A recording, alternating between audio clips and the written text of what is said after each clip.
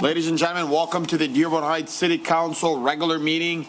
Called to order at 6:01 p.m. Madam Clerk, may you please take roll call? Hassan Ahmad. Present. Moby Dune. I'm here. Nancy Breyer is currently absent. Robert Constant. Present. Lon. Denise Malinowski Maxwell. Here. Hassan Saab. Present. Tom Wenzel. Here. Mr. Chair, you have a quorum. Did you ask about Councilman Ahmad? I did. He was the very first one. I thought she went to me first. I didn't know. He was the very first one. He was. I stand. You know what? For that, Councilman Ahmad, lead us in the Pledge of Allegiance. Wow. I pledge allegiance to the flag of the United States of America and to the republic for which it stands, one nation, under God, indivisible, with liberty and justice for all. Thank you for projecting your voice there, Councilman Ahmad. You're welcome, Council Chair. Let's talk about your suit today. It looks really nice. You like that? Thank you. Really do. Very slick. You know what it is? Everybody used to wear a tie. cotton balls on I didn't wear a tie, and now Councilman Saab, you know, monkey see, monkey do. Now I'm just wearing a tie. Good laughs, good laughs. Yeah, you're gonna say he's gonna start doing that next week. Watch. It's only a matter of time. Get your vision checked. He went from Councilman Hassan Saab to Councilman Hassan Beydoun. I don't know what's going on here. Thank you. All right, next up, we got the agenda approval. Yeah. Council Chair, Councilman Saab. move that the Dearborn Heights City Council approve the regular meeting of September 9, 2025 as submitted in addition of an item I think you will need to. 9J You wanna walk on 9J? Yes. That says of Chief of Staff Hernandez, this is- authorization for no, service. this is already here. No, we already have a 9J. No, we don't. You can go to 9K. This is not, This is not his. this is the agenda. Oh, okay. I thought you wanna walk one on. I'm walking one on, Yeah, for 9K. yeah. Okay, keep going. And then I would also like to walk on item 9K for a stop sign and traffic device at Kenmore and Dockstader.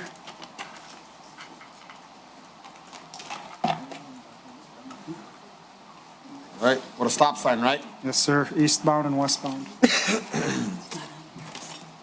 Stop sign. Can I get a second? Support.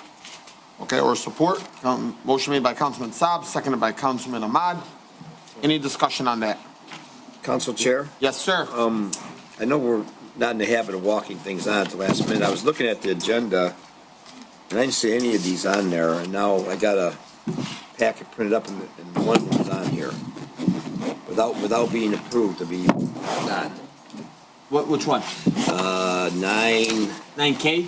oh, 9, It's about the survey? yeah, 9J. When did that get walked on? They got walked on yesterday. Okay, how come the agenda was not? I don't agree. We can have that discussion when it gets pulled up. And if the agenda doesn't get approved, then we can re-amend the agenda. We can cross it off. Okay. Okay, but there's currently a motion on the table, and I know that's gonna be a heated discussion. Yeah, and so we can go ahead and present that after. But this was something that Mariana had messaged me. I spoke with the clerk. She told me that we received an email, and I said, go ahead, you can put this on. It was put on yesterday or today? Today? Okay, then we can have that discussion when we pull up the 9G. Any other discussion? Hearing none, all in favor, please state aye. Aye. Those opposed? No. Madam Clerk, please take roll call. Hassan Ahmad. Yes. Robert Constant. Yes.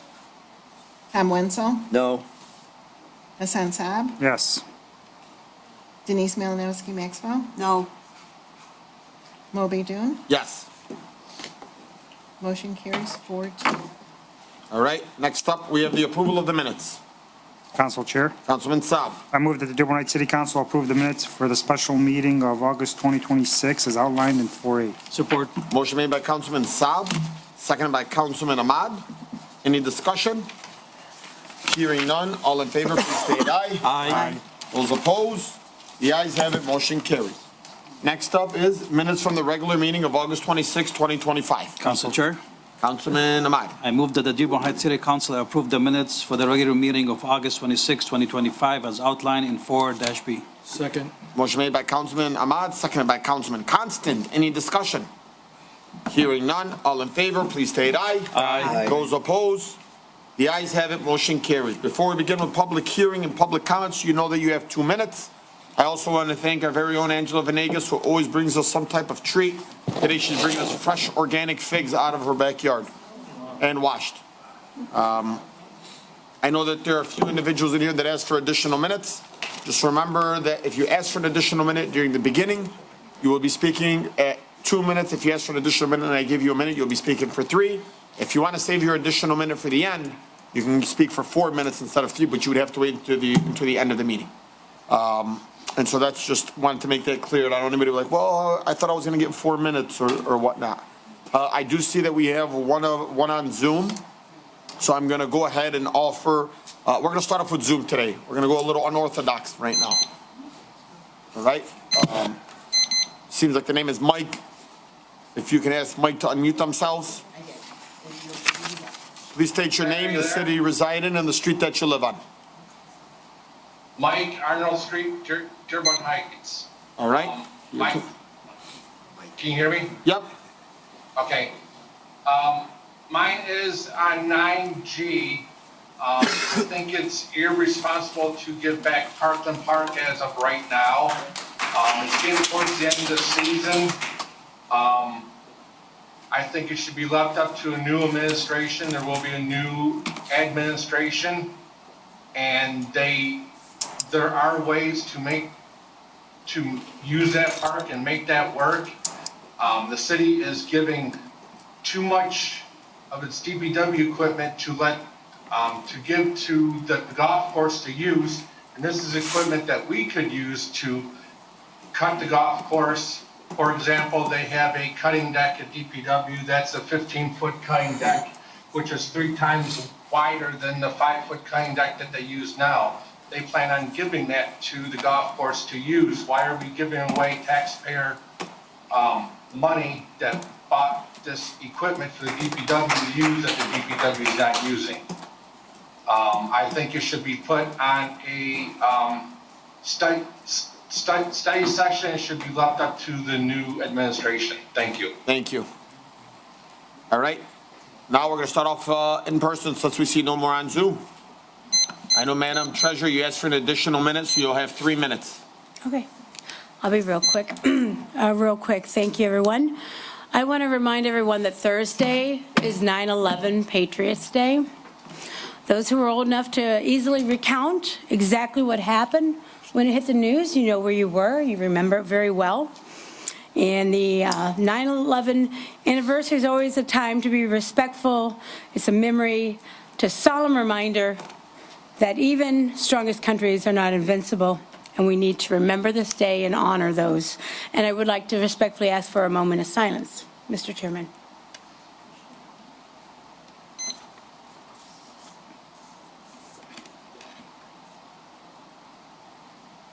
Okay, let me continue. All right, so start me again. That is the first thing, which actually segues to my second thing. I know my son, who you know served with the 82nd Airborne, was greatly impacted by 9/11. He would recall it often through his years of service. So with that being said, many of you are familiar with my son and what happened to him, what he chose to do because of his pain. I want to remind everybody that September is Suicide Prevention Month. I want to remind everybody it's important. The purpose is to raise awareness and the reality of suicide, to share stories of survival and hope, and highlight resources that can save lives, including 988, dialing 988. According to Center of Disease Control and Prevention, suicide claims more than 49,000 people in the United States in 2022 alone. So that's important to remember. And suicide does not discriminate, by the way. It can affect everybody. It greatly affected our family and still does to this day. That pain never goes away, nor should it, because we need to always remember why we got to that point and how and what we can do to support others moving forward. Thank you, Mr. Chairman. Thank you so much, Madam Treasurer, and I want you to know that my heart goes out to you and your family, and I thank you and I appreciate you for bringing up this information. And I know this is something that is very, very near and dear to your heart, and so My prayers are with you and your family, and thank you for always bringing awareness, especially to me and to the residents of the city of Dearborn Heights.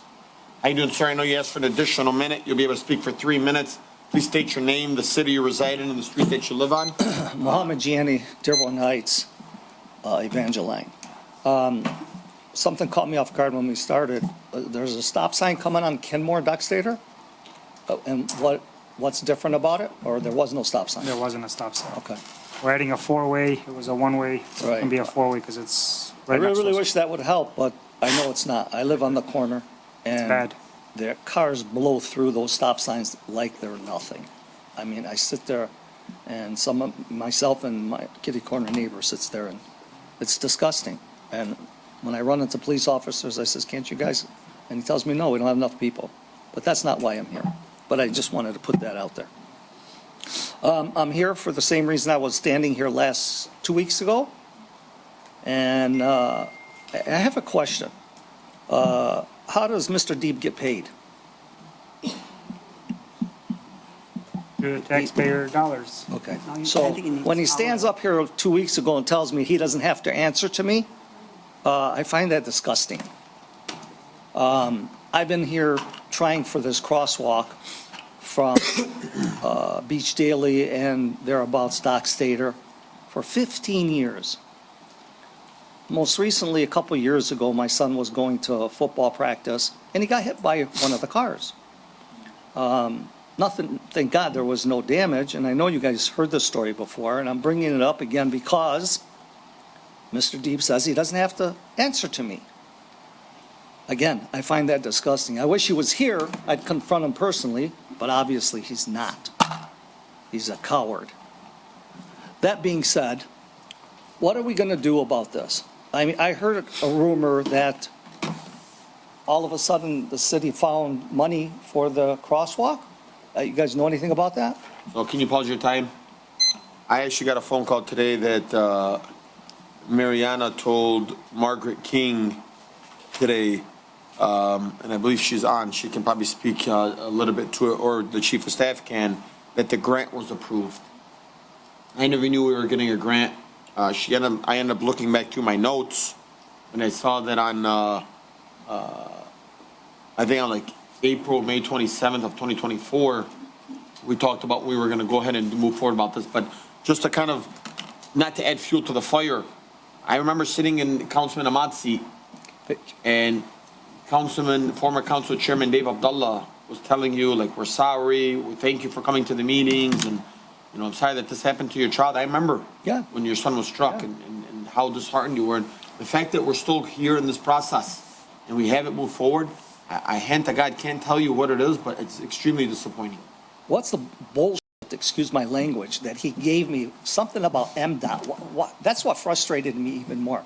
Where did MDOT come into the picture?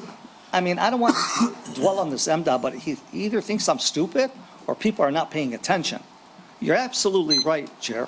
Dave Abdullah was there and everybody was in agreement, and there was I believe, a notation that we did get funded and there was money for this crosswalk. And we had a little blimp, I'm going to repeat myself, that a resident was complaining about it being in front of their door. So, you know, this hide and seek with the money is also disgusting. You know, So, what the heck's going on? Who's taking responsibility for this? I mean, you're leaving it up solely to the residents to come here every so often? 1 second. Sure. Councilman Saab, you want to add something? Yeah, to Mr. Janney. I got an email this morning, and this was explaining our funding for major and local roads. And the second one on here, item number 2, is Beach Daily School Crossing. MDOT just advertised the work for bids. Construction to be completed this fall. City pays 20% and state pays 80%.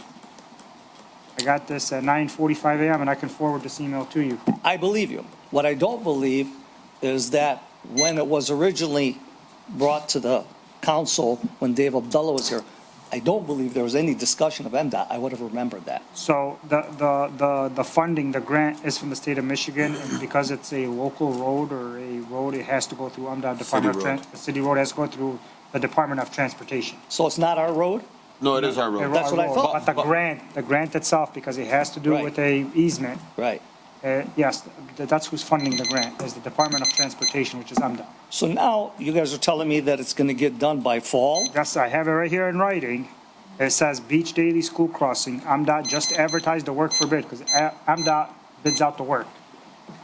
It says construction to be completed this fall.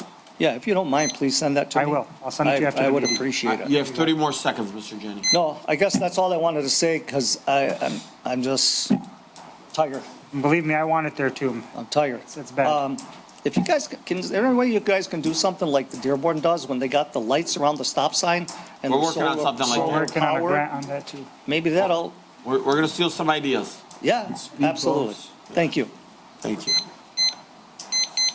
How you doing, Sue? I also want to recognize Sue, who also works for the Time Herald, and she shows up to a lot of our meetings and really showcases what's taking place in Dearborn Heights. So I'd like to give her a round of applause and thank her for being here with us, because it's not easy having to record all this and being, you know, a reporter, especially in the city of Dearborn and Dearborn Heights. So Sue, thank you very much.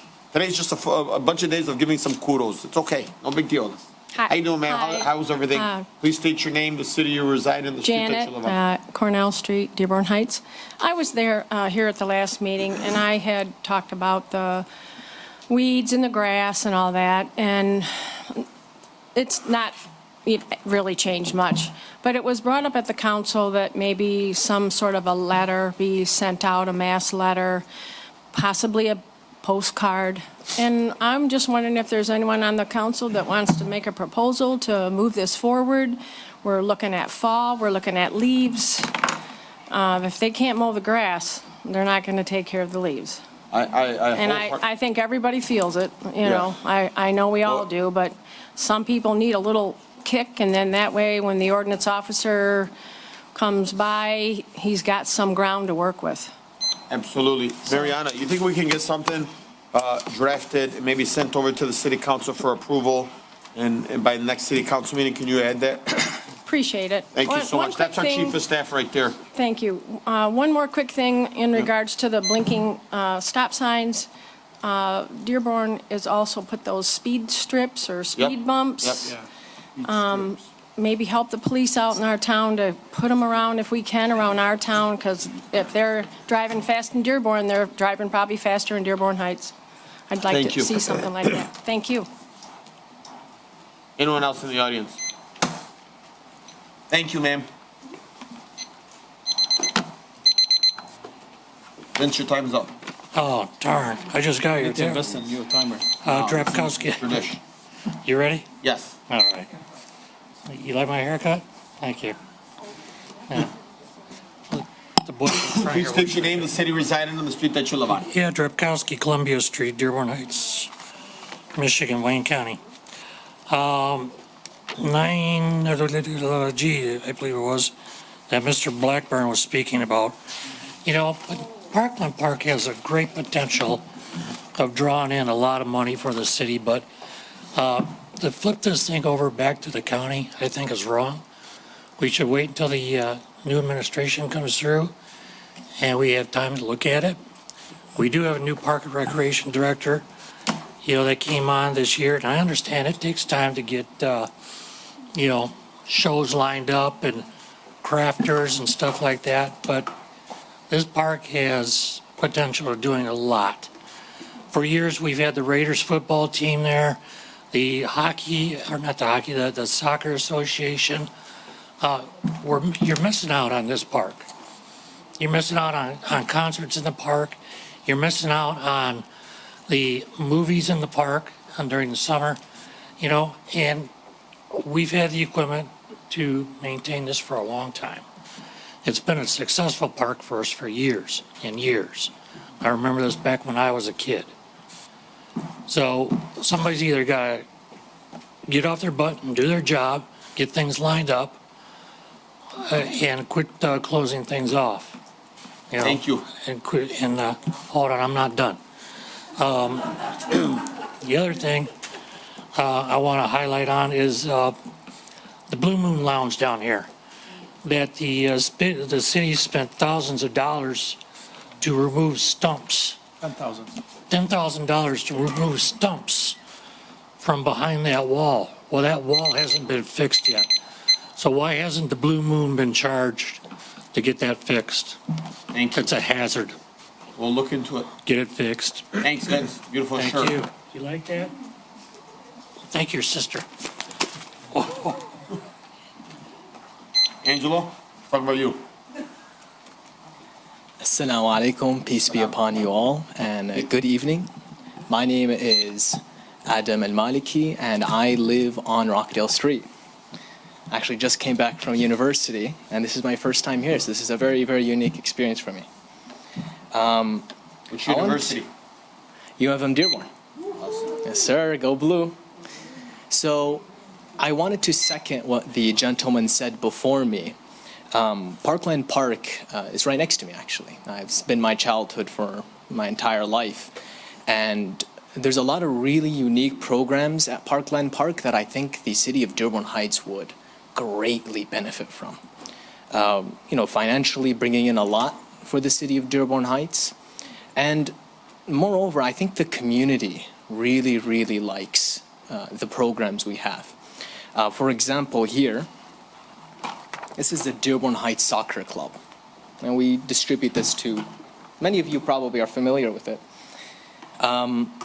The residents benefit a lot from these programs because they literally charge nothing. They charge nothing. And honestly, I fear that if we give it to the Wayne County, they might charge a renting fee in order to do that. And for those who, this is important for us, $0. Residents who might not be able to afford it might be penalized, unfortunately. So, long story short, I would just recommend to our dear representatives here, let's try and keep Parkland Park here in Dearborn Heights. It's really been an integral part of our community and help it continue to flourish too. Thank you all for your time. Thank you. Thank you. Ladies, sir, please state your name, the city you reside in, the street that you live on. You have 2 minutes. Abbas Al-Wisha. I live in Dearborn Heights on College. I'm a long-time member of Dearborn Heights, about 25 years in the city. And I love nothing more than to volunteer and give back to my community, especially the youth. I'm here today because I see Parkland as an asset to the city, especially to the youth. The Raiders program, the soccer program, both of them, they keep our youth out of trouble. Summertime, kids don't have school. They got to keep them busy. Football, soccer, baseball, something else. If we give it back to Wayne County, I think it would be a disservice to especially the Parkland neighborhood, because when I volunteer there and help out the kids and the families, they're in walking distance. They're not having to drive. They're not having to make that long journey to drop off their kids, and it's affordable. And we have a lot of the members from Parkland saying, I want to volunteer. I want to help the kids. I want to help my neighborhood. By making this decision to keep it with them, you're enabling, empowering every family, every neighbor in that neighborhood. And thank you, and I hope you guys make the best decision for the families. Thank you. How you doing, sir? Please state your name, the city you reside in, the street that you live on. My name is Harry Slim. I live on Arnold Street, and I'm in Dearborn Heights. I'm here to talk about Parkland Park. I'm a volunteer coach at Dearborn Heights Soccer Club. We have, as he already showed, we provide free of charge for all kids. Most of them live in the area, so they rely on walking to Parkland Park. They can't afford an actual, they can't afford another soccer club. They're very expensive to them. I think if we give it to Wayne County, we won't be able to keep providing the park services for free for the kids. They're going to be very disappointed. We've had this for a really long time. When I was a kid, I was a part of it, and now I volunteer as a coach. And I just think it should stay within Dearborn Heights. That's all I have to say. Thank you. Thank you so much, sir.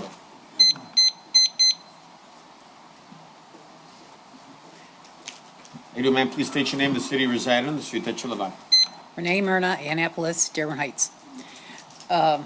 So I just came in on the Parkland Park thing, so I thought I'd give a testimony of growing up with city parks. So city parks are very educational. It was a big part of my growing up. We had a park at the end of my street, so we could go down there. That's where we learned when the street lights came on, you better get home.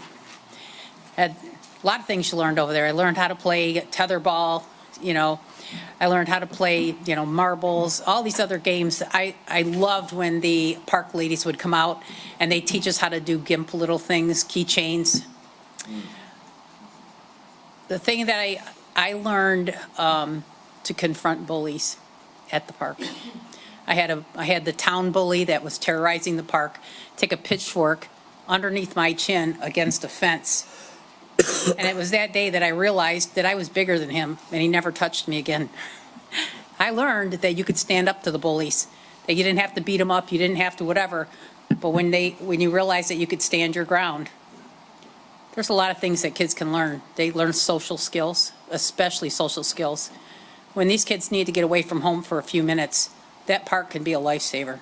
That park was a lifesaver for me. When I was a little, very little, I was playing at the park and my mom came down to get me and she said, "Come on, we got to go home. It's dark." And I cried and cried and she told me, and this is where I learned to take you guys literal. So I'm going to tell you where this comes from. Tomorrow morning when you wake up, you can come back to the park. So when I woke up in the morning, I went to the park. Well, it was like 6 a.m. My mom woke up, couldn't find me, didn't know where I was. I could hear her yelling down the alleyway, which was the shortcut to the park. And there I was. I remember sitting at the end of the slide playing in the sand, and I was just small. And she said, "What are you doing here?" I said, "Well, you told me I could come back." Anyway, I just want to tell you, these are some of the fond memories I have of a city park. Thank you. Thank you very much. How you doing, sir? Please state your name, the city residing, and the street that you live on. Blake Perry, Dearborn Heights, Fitness Street. So today I'm coming as the President and CEO, Blake Perry Self Advocate Consulting. We are going to be promoting a movie regarding the documentary, the movie Netflix I Care a Lot, which is a movie about the probate court and guardianship awareness. So we're just going to watch the movie and have a lot of discussion. A lot of people are affected by the issues of Wayne County Probate Court and other courts where people are not listened to and they're more controlled. And so the movie gives a description about the system, and then at the end there's going to be a live discussion regarding public guardianship. So people, disabilities, elderly people, the probate court system makes a lot of money off of these issues. So that's a consulting business. We partnered to promote this. So my consulting business does what a lot of teammates does not do, which is to give people who live in group homes information on how to do self-determination. If you educate people on housing rights, there's lesser police calls. So things on that matter. So I just thought I would share that among council and the community members, which I have flyers. I can either pass them out or give them to the council secretary, whatever is more optional, the best way to approach to make this more sort of community event and not a political event. Thank you. Thank you. Thank you.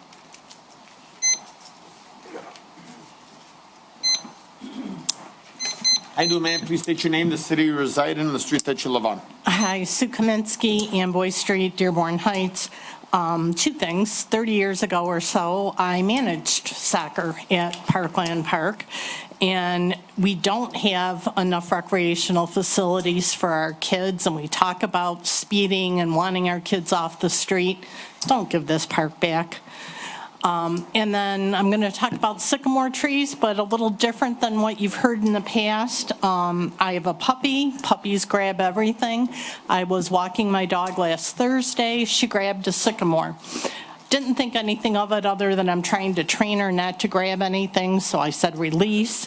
Got home 20 minutes later, she was vomiting horribly for 40 minutes nonstop. Come to find out, sycamores are poisonous to pets. toxic, not poisonous, so they make them vomit and sick. Another reason why we should get rid of the sycamore trees. And not that we have horses, but horses, there's a 70% fatality rate from eating a sycamore. So they're not attractive, they're not good trees, they serve no purpose, they need to go. Thank you That's so it. much. Anyone else in the audience? How you doing, sir? Good afternoon. Please state your name, the city you reside in, the street that you live on. You have 2 minutes. Hassan Ayun, Dearborn resident. I'd just like to explain a couple of things today. First of all, the issue for the patch. I'm not here to talk about that. I'm here to talk about when the police want to give a press release and they want to block citizens from speaking. That's disrespectful. Very disrespectful. You don't want nobody to say nothing. You don't want nobody to comment on Facebook.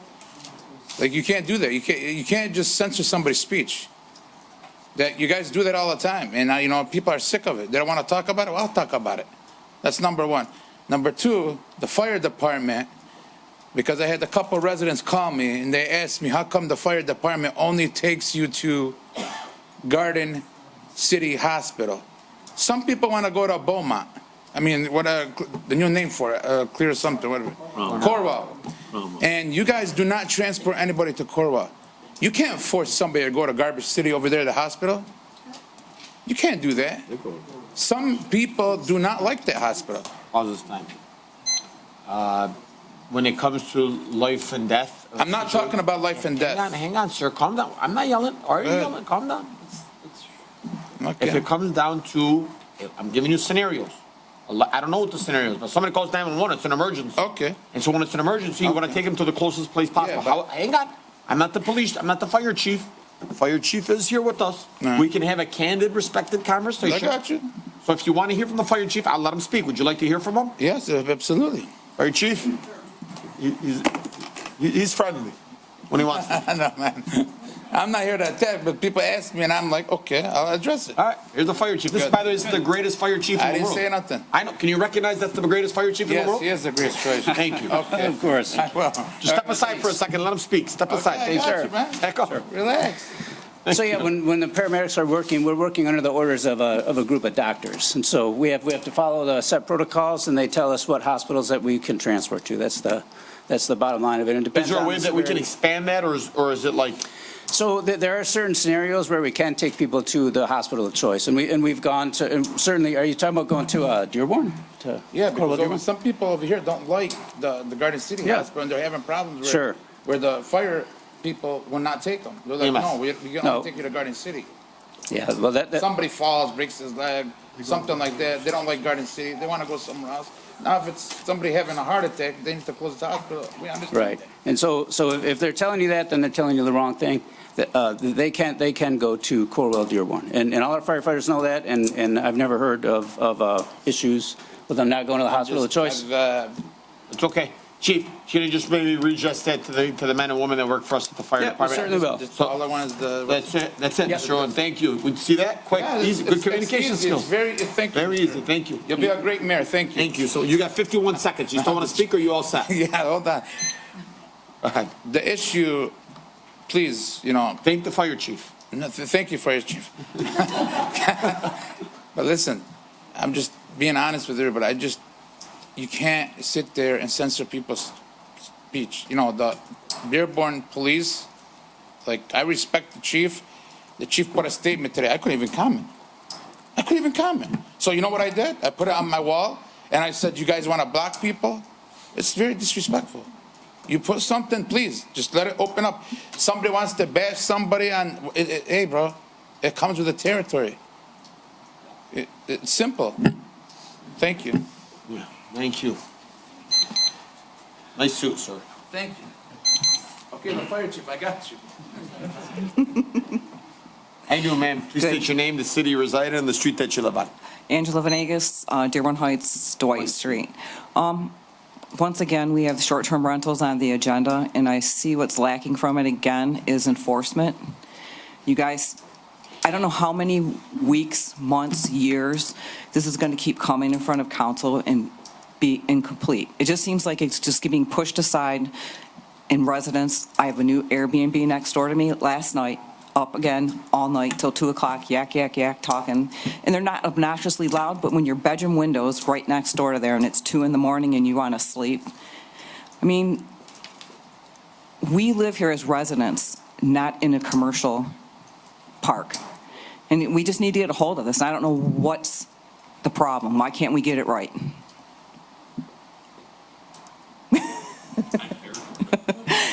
And another thing I'd like to say is I'd like to thank the officers, and I can't say her name right, Mo. Fats and Choker. And her partner were at St. Linus this weekend at the fair, and they were awesome. They greeted everybody at the park entrance, said hi, made residents feel very welcome and very safe. So I want to just give a shout out to them. And also I'm in agreement with these guys with Parkland Park. I was there as a kid.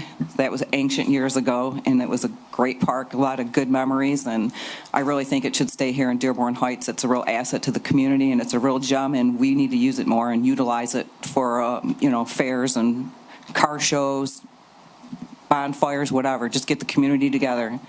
That's all I got. Thanks, guys. Thank you so much, ma'am.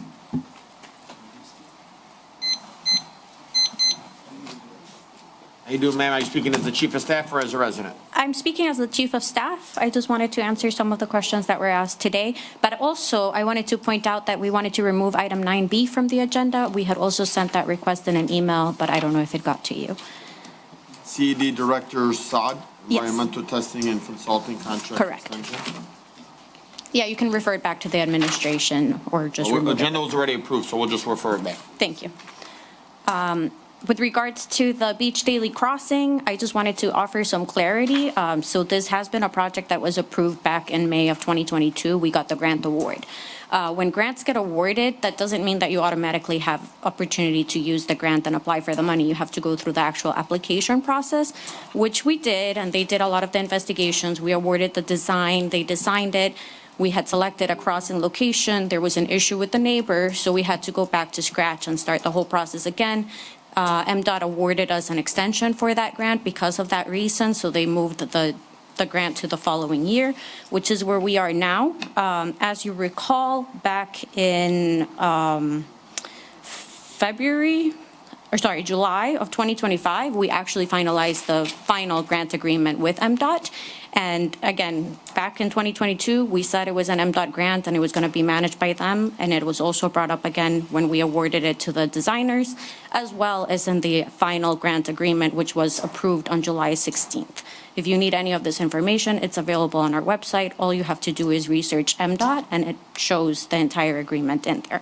As Councilman Saab mentioned, we did receive the bids that MDOT is putting out yesterday. We're going to give a copy to the clerk's office so that we can all access it as well, but it's not our bid, it's theirs. So I just wanted to clarify that, but we do strongly believe that the project is going to be completed by November of this year. So Thank you. hopefully very soon, that's going to be completed. November of this year. Yes. Are you sure? I hope. Again, it's not our project, it's MDOT's, but given that they're already bidding it, it shouldn't take that long to get everything done, because they already have the DTE approvals and everything else that has already come to council for approval throughout the past couple of years. I also wanted to shed light on a few of the other traffic grants that we have, because there seems to be a little bit of confusion as to which one is from who. So we do have two other grants that are relevant to street safety and roads. So one of them is the Safe Routes for All, which is the one that Margaret King was referring to today.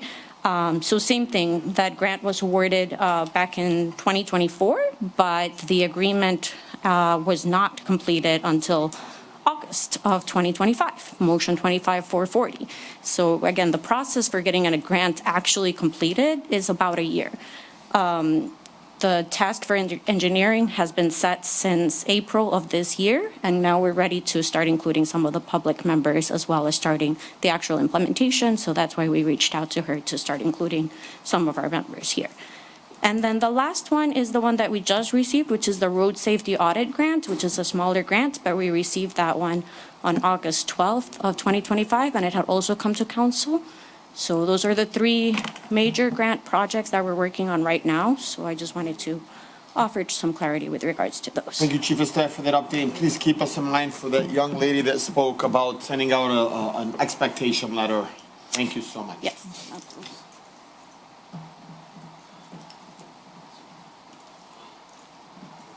Good evening, everyone. How you doing, Zuhair sir? Abdel Please Haq. state your name, the city you reside in, and the street that you live on. Zuhair Abdel Haq, Rosemary, Dearborn Heights. I have a couple questions to Councilman Bob Constant, our clerk, and our city attorney. City attorney, do you review all Please go through the chair. Okay. I want to know if the city attorney review all the contracts which were given by the mayor to some individuals in the police department or in the city who basically are under his control and he appoints them. Roger, would you like to respond? Yeah, sure. I review the ones that are given to me. Not all have been reviewed by me. Not all have been given to me. Were they given to you? Not all, no. Not all of them. Right. So there are some things you did not see. Yes. Thank you. Before they.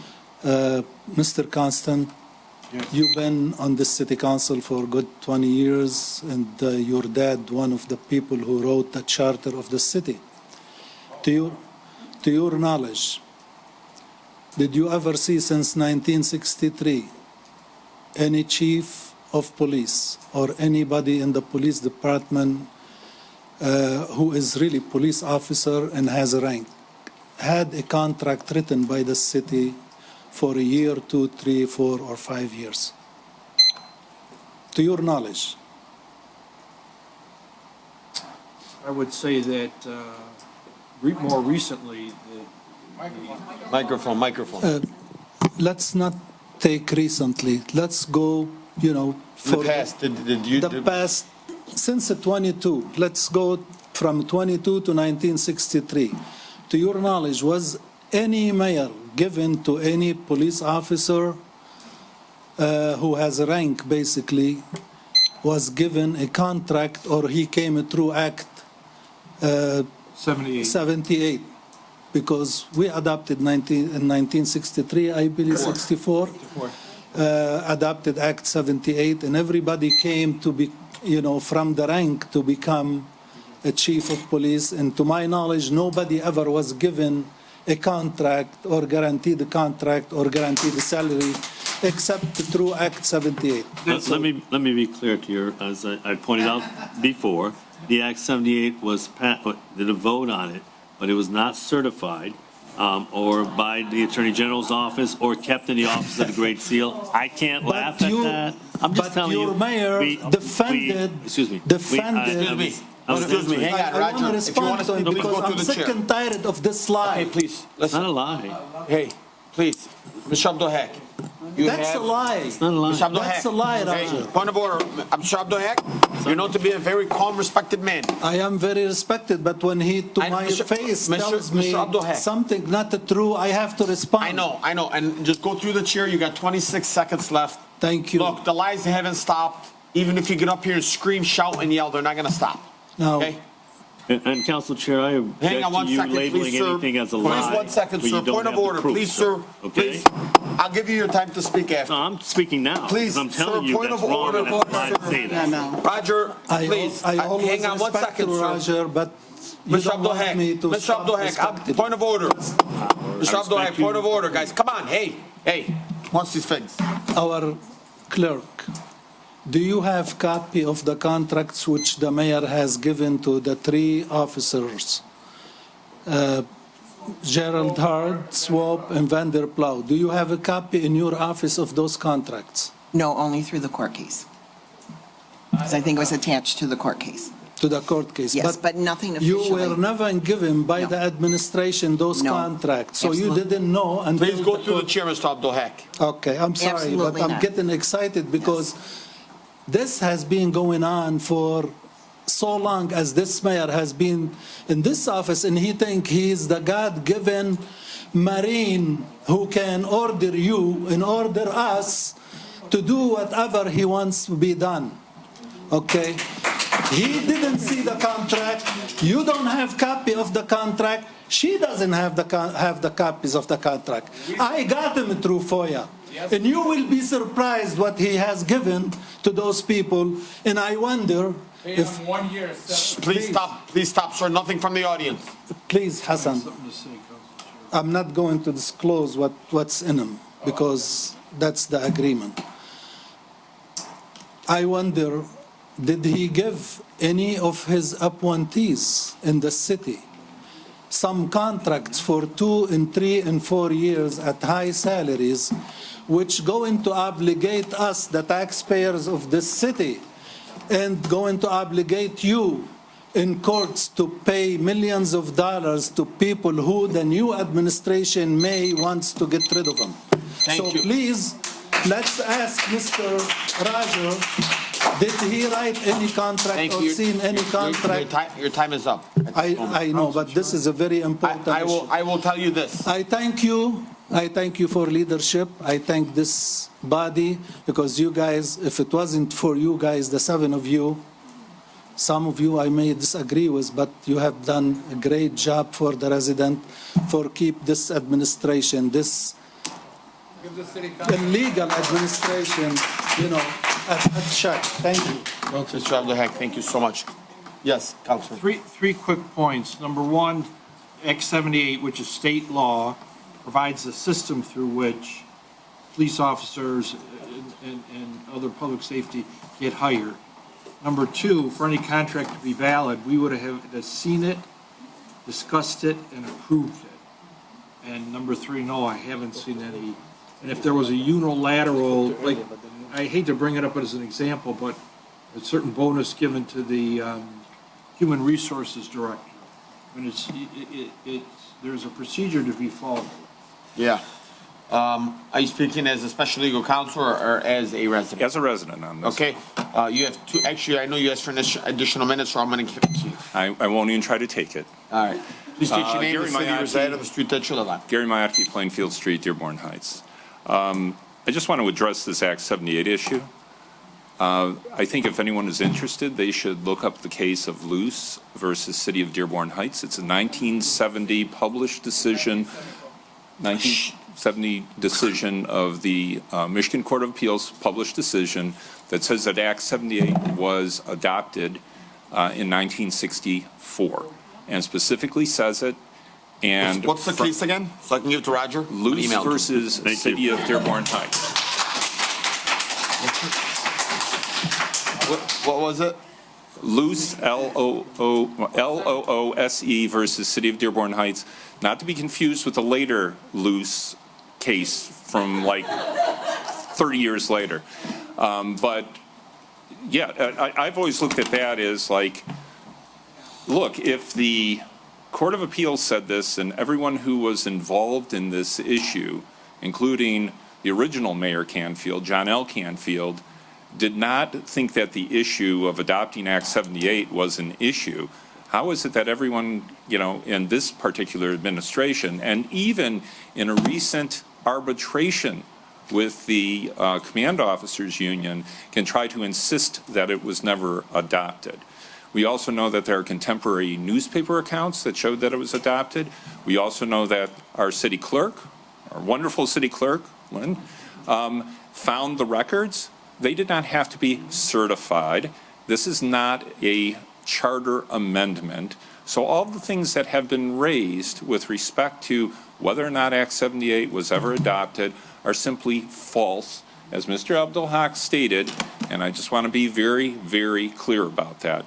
And on an entirely different note, I just want to note in terms of Parkland Park, I have not looked at that actual agenda item, but keeping this park property and keeping this for the city, I think everyone needs to realize that when there was a change with some of the county property on Warren many years ago, or several years ago, east of Telegraph, the county swore that they were going to provide space to the Dearborn Heights Soccer Club. And I know this because my son, before he ended up playing for the Michigan Wolves, played for the Dearborn Heights Soccer Club. And the county never followed through on what it promised. So, just saying, thank you.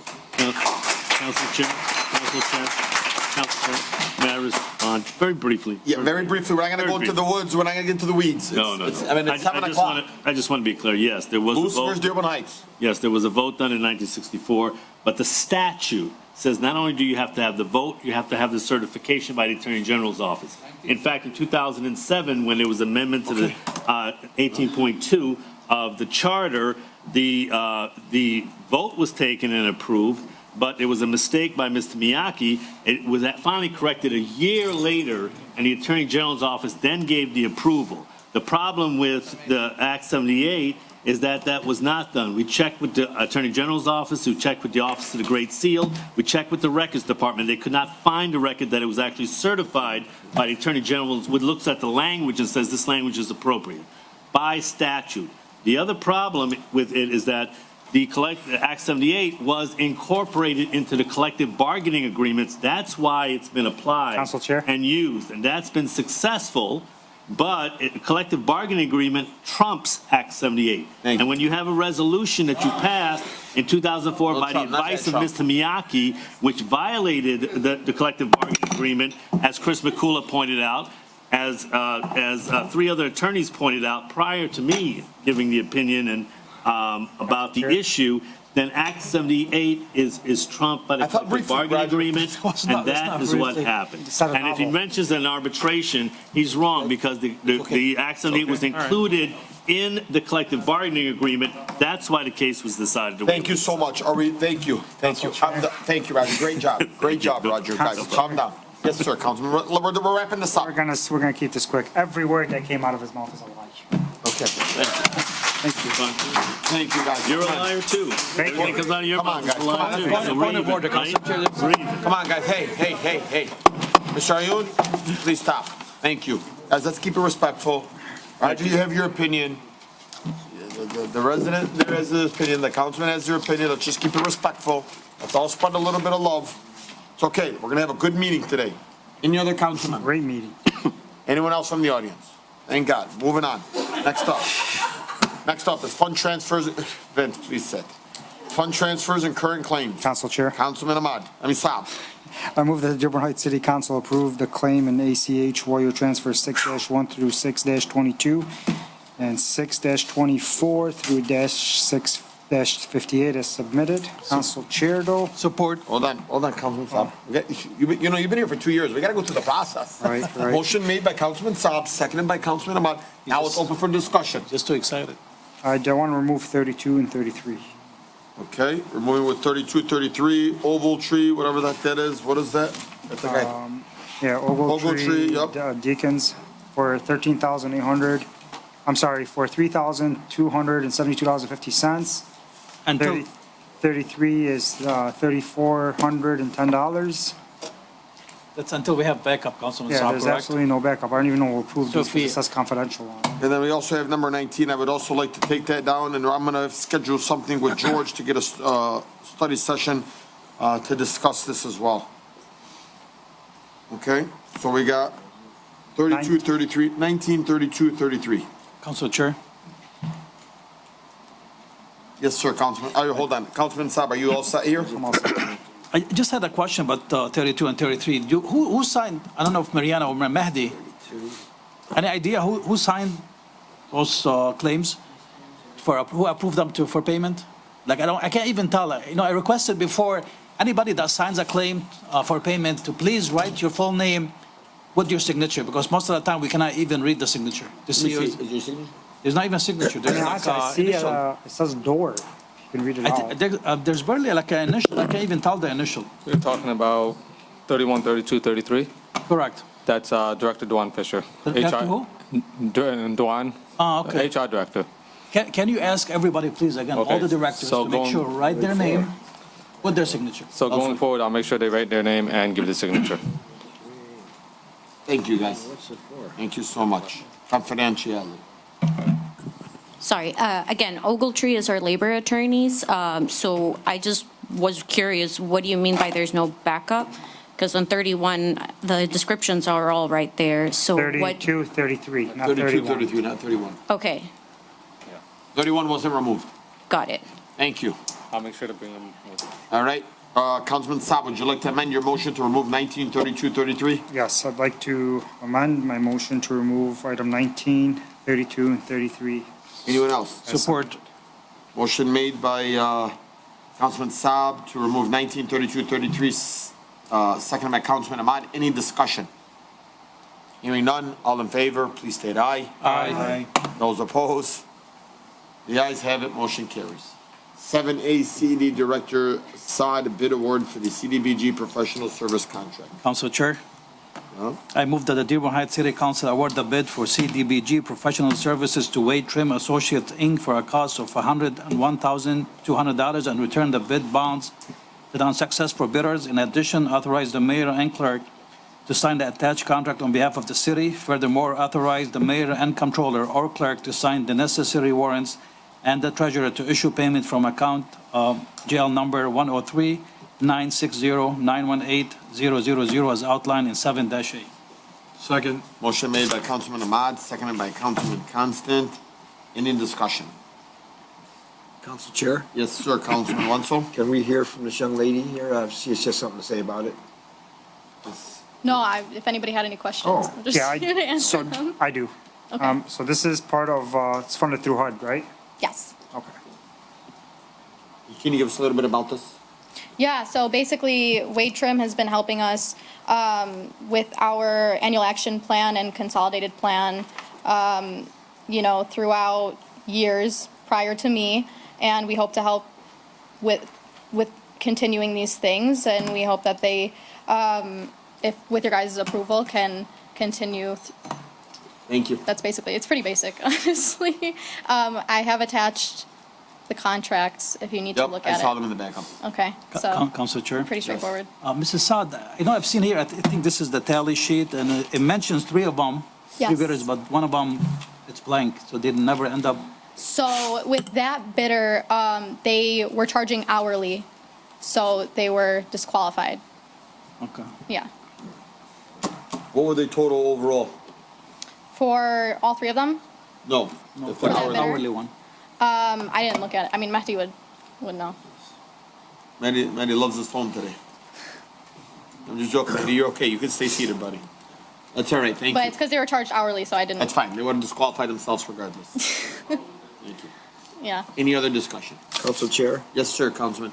I just want to thank Director Saad for her assistance in the cleanup program we had recently where the CEDD department came through for us and got us mulch for a playground restoration project that we had. Thank you so much. I appreciate Yeah, it. of course. That is awesome.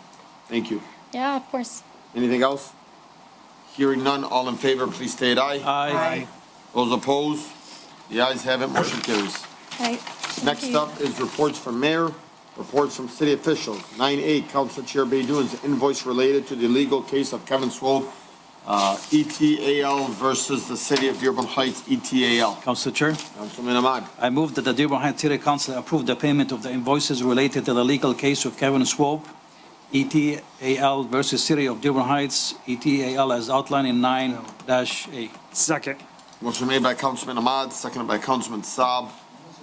Any discussion on this? I will briefly say that, this is supposed to go into the backup.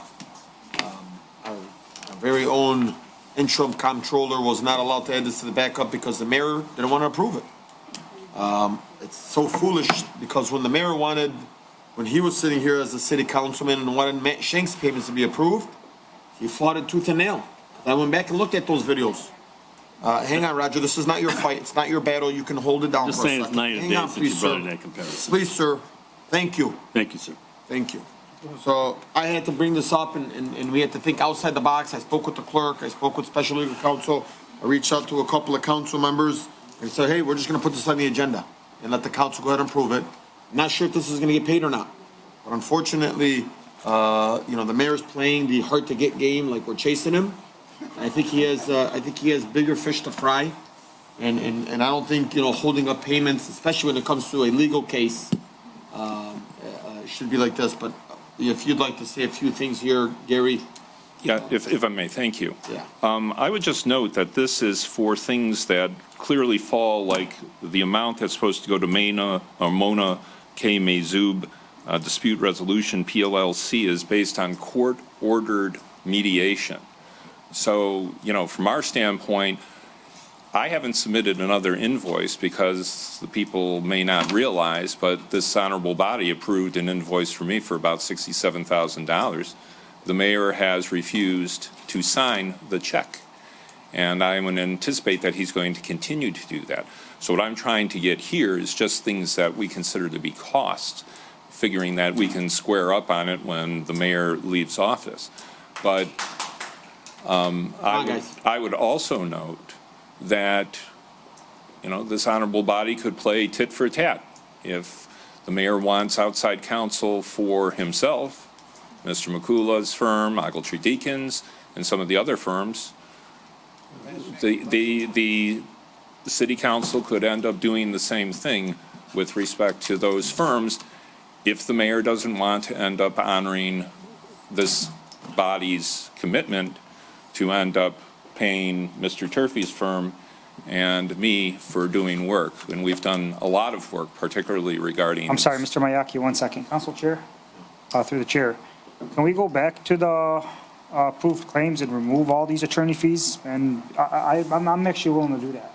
Well, let's go ahead and pass this, and then we can go back. Council Chair, I don't have a fight with Ms. Miyake. I just want to check, because MMRMA pays for the transcripts already ordered. Can you get it from MMRMA since they've paid for it already?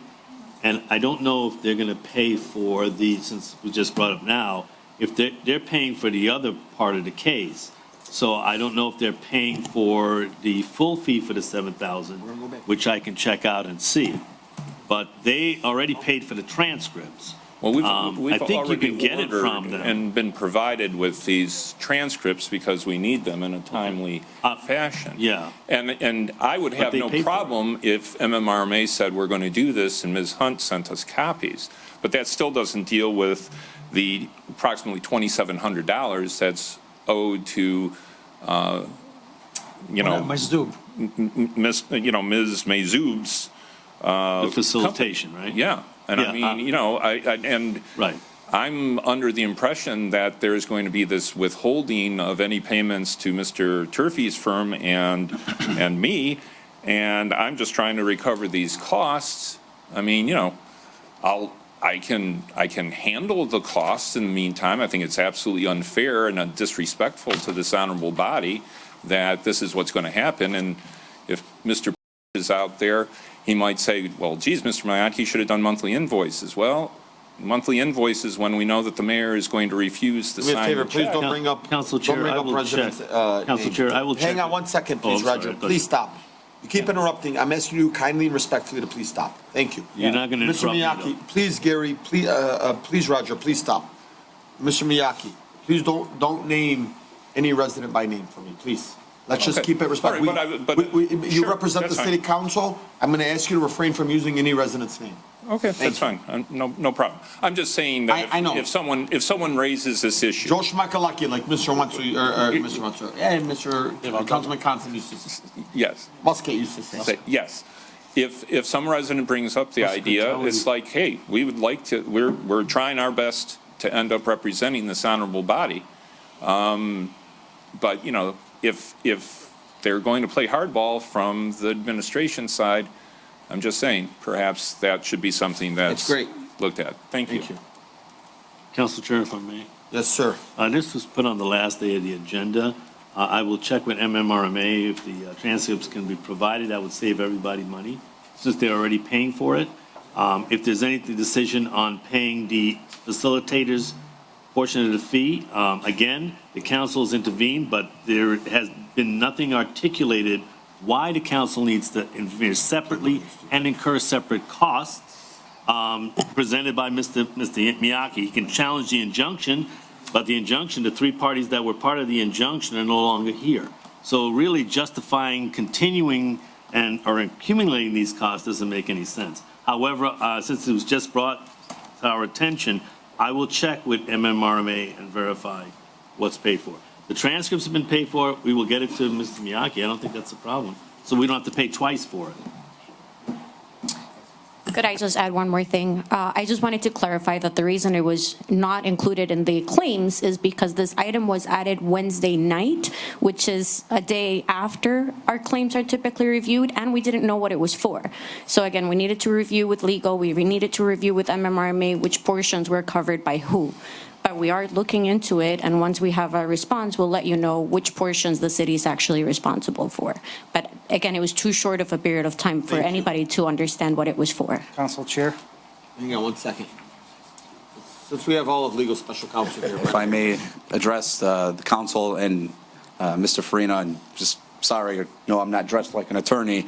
I'm dressed like an attorney who doesn't get paid and has to be a basketball coach, but that's a separate. Also, separate thing. our special legal counsel, Mr. Turfy, also is the head coach for the Crestwood basketball team, where he volunteers and donates all the money back to the Crestwood Sports and AD program. Shameless plug. Come watch Crestwood basketball. It'll be a lot of fun this year. Hopefully, we can win a lot of games. But separately, It's not like our football team. That's a different story. They won last week. We'll keep it going.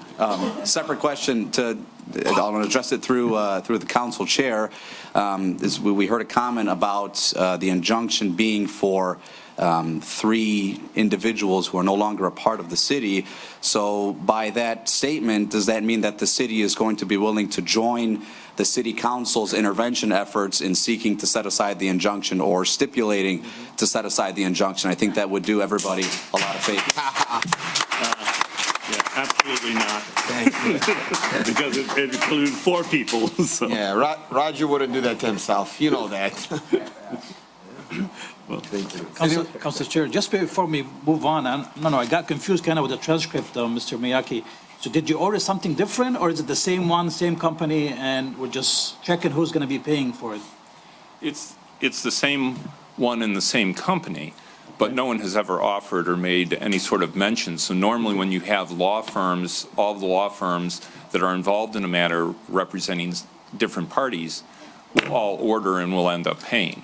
I mean, if it had been offered, hey, we'll pick this up and send you copies promptly, I would have been more than happy to have ended up doing that. With regard to Ms. Mayzoub, former magistrate Judge Mayzoub, no, that is the city council's share. No, I understand. I'm just talking about the transcript. So you did order your own copy, and we have to pay for this, or we have to wait to see if MMRA is already paid for one? They've already paid for it. Hang on 1 second, please. We've already been provided them, and we already ordered. This issue has never been raised until tonight. And when we order transcripts, Councilman, or Council Chair Pro Tem, we order them usually at the end of the deposition.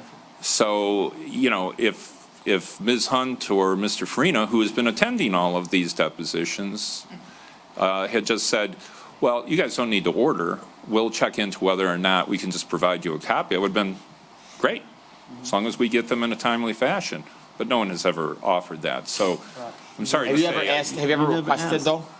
No, we never requested it, but the fact is that it's not, we haven't even gotten paid any, the invoice for $67,000. Why are we expecting we're going to end up having cooperation from the administration at this point? Yeah, I mean, that's true. That's it. Okay. All right, guys, well, we got a motion on the table. I don't want to spend all day on this. We're still at 9A. We have to go to like 9Z. So, all in favor, please state aye. Aye. Those opposed? Ayes have it. 9D is refer, let's do a motion to refer back to administration. Can I get Council Chair? Councilman Ahmad? I'd like to make a motion to refer 9B back to the administration. 9D refer back by Councilman Ahmad, seconded by Councilman Saab. Councilman Saab. Any discussion? Hearing none, all in favor, please state aye. Aye. Those opposed? The ayes have it, motion carries. Next up is 9C, DPW Director Dancy, purchase and payment of water main breaks, spoils, and materials hauling dump truck. Council Chair, Councilman Constant. I move that the Dearborn Heights City Council approve the purchase and payment of a water main break materials dump truck from Wolverine Fire Freightliner and truck and trailer for a cost not to exceed $210,847.35 which represents a price of $200,807 plus 5% contingency. In addition, approve a budget amendment of $106,717.35 from GL account number 592-540-818-040, sewer lining contractual services to GL account 592-540-981-000, water and sewer capital outlay. Furthermore, authorize the mayor and comptroller or clerk to sign the necessary warrants and the treasurer to issue payment from account general ledger 592-540-981-000, of which the starting balance will be $210,847.35, and the ending balance will be zero, as outlined in 9C. Second. Motion made by Councilman Constant, seconded by Councilman Saab. That was a mouthful. You're great, Councilman. Any discussion? Council Chair? Yes, sir. Director, is this the only company that provides such trucks? That's why we have the only bid? Yeah, That's that's the most common companies. Most common or just, They may be the only ones. okay. I'm tired of us buying used vehicles. At some point, we gotta start buying the best vehicles to get our Dearborn guys. buys all this. Okay, any other discussion? Hearing none, all in favor, please state aye. Aye. Aye. Those opposed, the ayes have it, motion carries. Thank you, Roger. Next up. Thank you. Next up, we have the Fire Chief Brogan, purchase and payment of fire engine intake valves. Council Chair. Councilman Ahmad. I move that the Dearborn Heights City Council approve the purchase and payment of 2 fire engine intake valves for MES Life Safety for a total cost of $4,477 to be paid from capital outlay account 101-335-981-000 upon receipt. The remaining balance after purchase will be $2,023 as outlined in 9-D. Second. Motion made by Councilman Ahmad, seconded by the Honorable Councilman Saab. Any discussion? Well, Fire Chief, best Fire Chief in the country, thank you so much. And this should be okay, and thank you for all the services. I know you told me recently, eventually we're gonna need a new fire truck, is that correct? Yeah. Yeah, I need a few, not one. calm down. Let us get a tree trimming truck first. Gotta fill up them 6 bays somehow. Yeah, I mean, the age of our fleet is something that is concerning, and we've been working on getting grants, of course, but we're putting our bid together. The price of fire trucks has nearly doubled since our last purchase, just for there's all kinds of factors that go into that. A truck that we bought for $525,000 maybe 7 or 8 years ago is now close to $1 million. And that's what we're looking at. We have a 30-year-old fire truck that needs to be replaced. But these parts that we're replacing today are just some gated intake valves that themselves are 30 years old and replacing those. Thank you. So, Thank you for that. Yep. Any other discussion? Hearing none, all in favor, please state aye. Aye. Those opposed, the ayes have it, motion carries. Next up is 9E, Human Resource Director Fisher, tentative agreement between the City of Dearborn Heights, POAM, Dearborn Heights Communications Officers Association. Council Chair. Councilman Saab. I move the Dearborn Heights City Council approve the tentative agreement between the city and the Police Officers Association of Michigan, Dearborn Heights Communication Officers Association for a collective bargaining agreement to expire June 30th, 2026, and authorize the mayor and the clerk to sign and complete the contract on behalf of the city when all the changes are incorporated into the document as outlined in 9E. Support. Motion made by Councilman Saab, seconded by Councilman Ahmad. Any discussion? Briefly, I will say that the individuals from our Communications Officers Association have not received a raise in 2 years. And so they're going on their 3rd year and they're getting a 3% increase. This is something that I've reached out to Plan Moran, I've reached out to Mehdi to see if we can afford it. This is a $33,000 cost on the city, but also gives back to those that work a very stressful job in our dispatch center. So thank you. And when we can find ways to be able to provide, then by all means, we want to be able to give back and provide and making sure that we're working with our first responders. Because at the end of the day, when you're picking up the phone and calling, Just know that the person behind that phone is there to either help save your life. Thank you so much. Any other discussion? Hearing none, all in favor, please state aye. Aye. Those opposed? The ayes have it, motion carries. Congratulations. Next up is the interim comptroller Baydoun and Street Pavement Program Contract for 2025, Council Chair. 2027. Contract execution. Council Chair. Councilman Saab. I move that the Dearborn Heights City Council approve the street pavement program for 2025 through 2027, contract between the city and A&G Construction for a total cost of $3,017,300, and authorize the mayor and clerk to sign the contract on behalf of the city, which will expire in 2027. In addition, authorize the mayor and the comptroller or the clerk to sign the necessary warrants and the treasurer to issue payment from major and local street repairs accounts number 203-203-880-550 and 202-202-880-500 as outlined in 9F. Second. And to also follow the provisions that were added in the contract. Thank you. Thank you so much, but there's nothing still been added to this provision. Yes, it has. Where at? It's an under the contract. It's at the bottom. It's at the bottom? Yep. Where do you see it, Council Sal? Councilman Saab's very thorough. I go through the agenda very well. It's at the bottom. I read it. Yeah, I see. Oh, yeah, okay.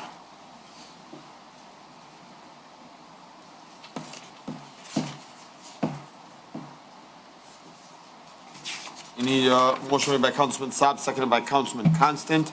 Any discussion?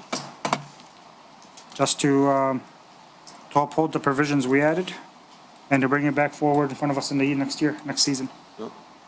Every year. Any And to discussion? attach all photos. And I'll tell you, for me, this is a very sensitive topic. I've seen too many of our patches in our city look like crap. And if I feel like any means that the city of Dearborn Heights is being taken advantage of, not will I just publicly support a lawsuit against this company, but I am gonna cut all ties instantly.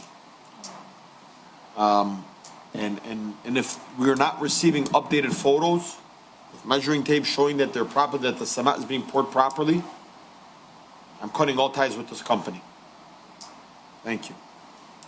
Any discussion?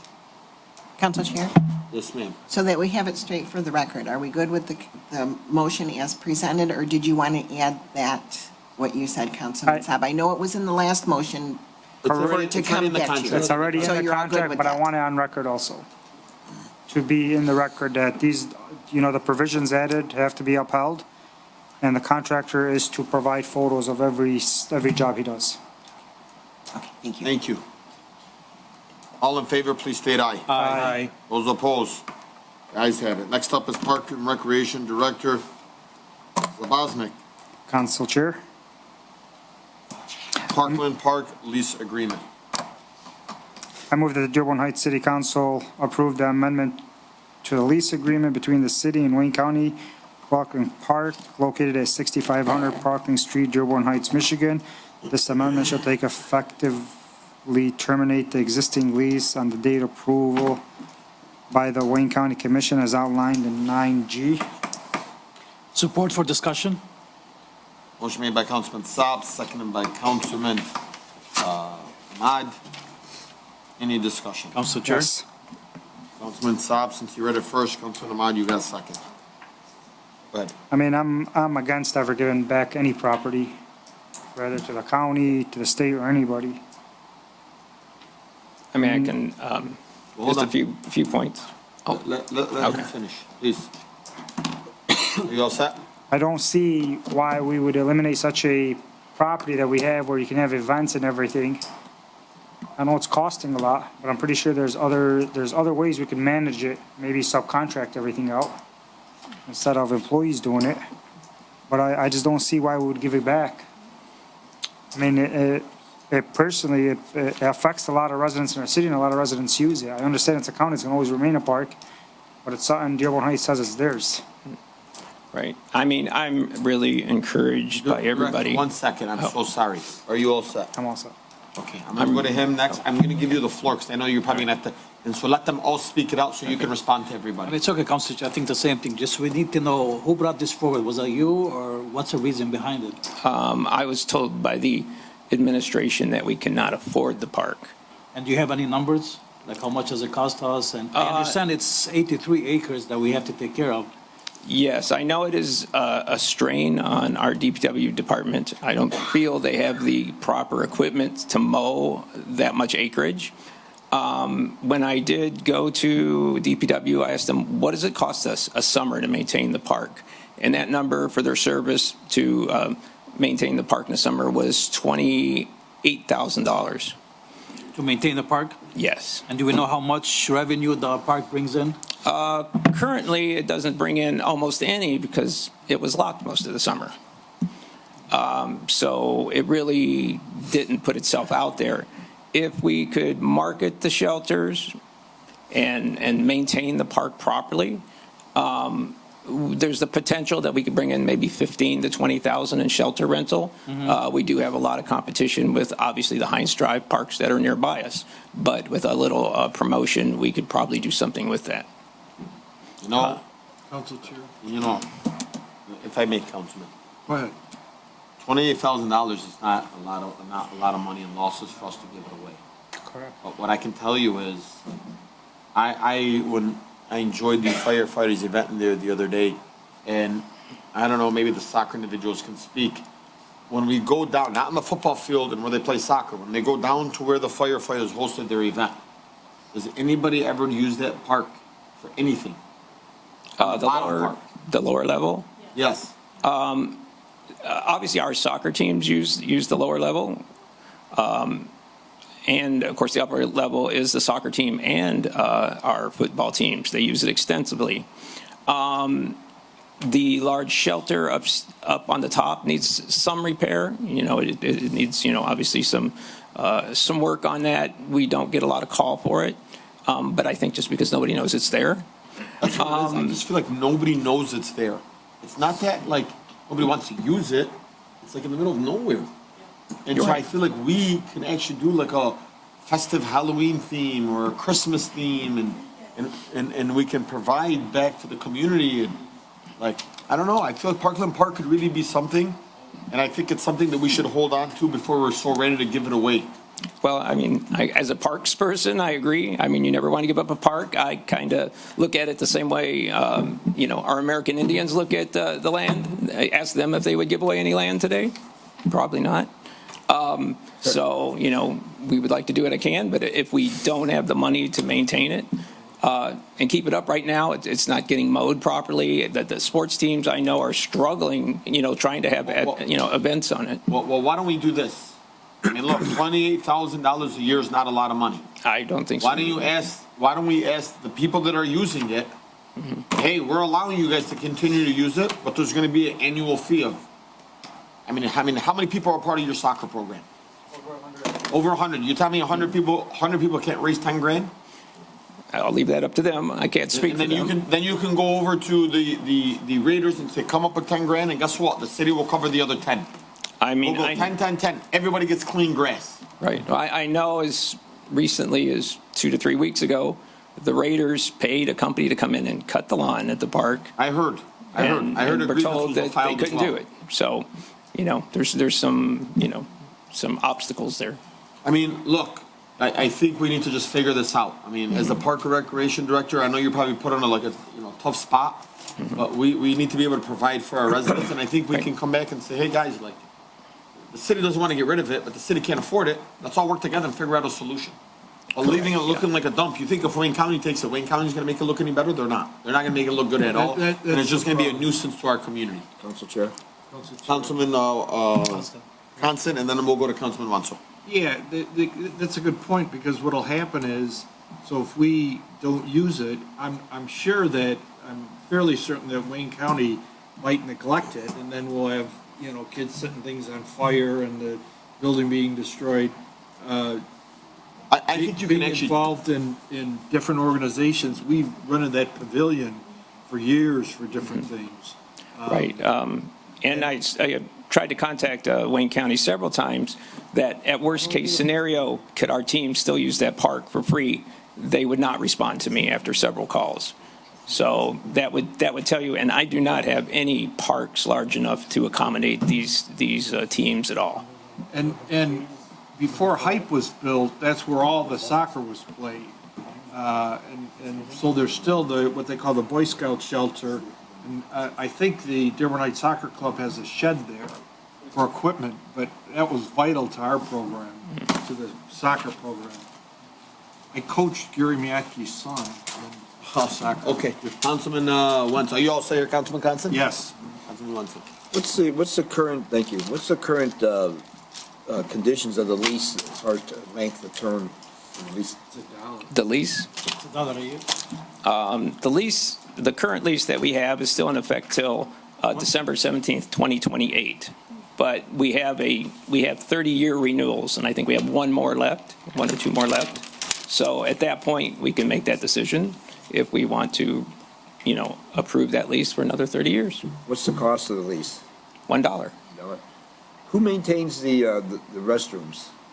DPW. They maintain the entire park. So I know we recently built some restrooms there recently. On the lower level, the event at the firefighters chili cook-off, I noticed that those restrooms could use a little work. Is that up to Dearborn Heights to maintain those and make improvements to those? Yes, there are parks, and they do. The lower one does need some improvement. I mean, we have a small parks team that we've been out all summer doing our best to keep up all the parks, and we went out there and we cleaned down, washed down the upper level for the Raiders and made sure it was suitable for them. But we can only get there maybe, once a week at best, but yeah, it's their primarily responsibility, cutting the grass and maintaining everything there. And I think I sent you a report with a lot of pictures to see what it looks like. It looks pretty rough. I know the people that were here speaking out for the soccer team, they stated that there is a lot of kids that play that can't afford to play in different other leagues. So put an extra burden on them to raise $10,000. That'd be asking a lot. If you ask a family to come up with $100, they might go to another program, pay $100 to it. So, but I think we should try to keep it. Obviously keep the park and try to keep it free to the to the people that are currently using it. Maybe get some other fees like you suggested. Look into that. But $28,000 isn't going to kill us. I mean, we spend that much on attorney fees at one meeting probably. I just want to say something to you real quick, Councilman Wentz, about the $10,000, if I may. If the soccer program is going all year around, you're not going to find a soccer program for $100. That's going to allow you to go all year around. What I'm giving here is I'm sure some people can't pay $100. I'm sure someone might come out and say, "Hey man, I'm going to donate the entire $10,000." I mean, you know how it is when it comes to raising money. It's not. I mean, it's not hard. I bet you we can even get a sponsor to come out and say, "Hey, you know what? It's going to cost the city $30,000. I'm going to donate the $30,000." And so we shouldn't shy away from being able to make those asks to the community and saying, "Hey, we want to be able to allow the soccer program and the Dearborn Heights Raiders to continue to thrive. We don't want to give up this park. Who's willing to donate the $30,000? I bet you any business, I can find 3 businesses right now that will donate $10,000 each, and we can be done with this conversation. So to give it up to just say because we can't come up with 28,000, this is non-negotiable. Yes, Councilwoman. Yeah, I just want to say, Director Zaboznik's new, and everything you've done, I've been impressed with, including the vending machines and talking about generating money. I feel if it's properly marketed, because it hasn't been in the past, that we could make it profitable at one point, and we should keep it. I agree. I think we should keep it. It's a beautiful piece of property. Crosswood has had reunions down there over the years. We've had the little pavilion at the bottom where we've used for reunions. And, we did pay to update that bathroom not too long ago. So why give that back to the county when it was money we had that we paid and put into it? Right. It's just a matter of maintaining it. We just don't want to see all of our parks, start to fall away. I know they're struggling to mow lawns now, and that park is I guess, the biggest problem for everything. But we're going fast as we can. We're fixing as much as we can. And, that's, we're going to Thank you. continue. Council Chairman. Senior picnic. Yeah, let's wrap this up. Yeah, a resident stated something about a lawnmower that was being given away that is currently utilized by the city. Is that something that we need to look into? I mean, I could say that they need a larger one. When I did talk to Wayne County about the park, and I said, we're using, I think, 72-inch or 84-inch lawnmowers. I'm not sure. Mr. Dancy can answer it. He says, well, we have a 10-foot wide one, so we can cut this really quite rapidly, but we don't have anything like that. So. Mr. Dancy, anything?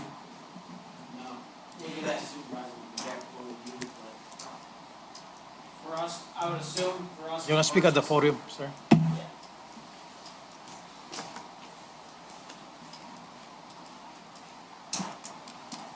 So a lot of this discussion came about when I started here, talking to the DPW guys, having been responsible for a lot of its maintenance over the last few years. Without the proper equipment, without the proper hours or labor. It was one of the main issues.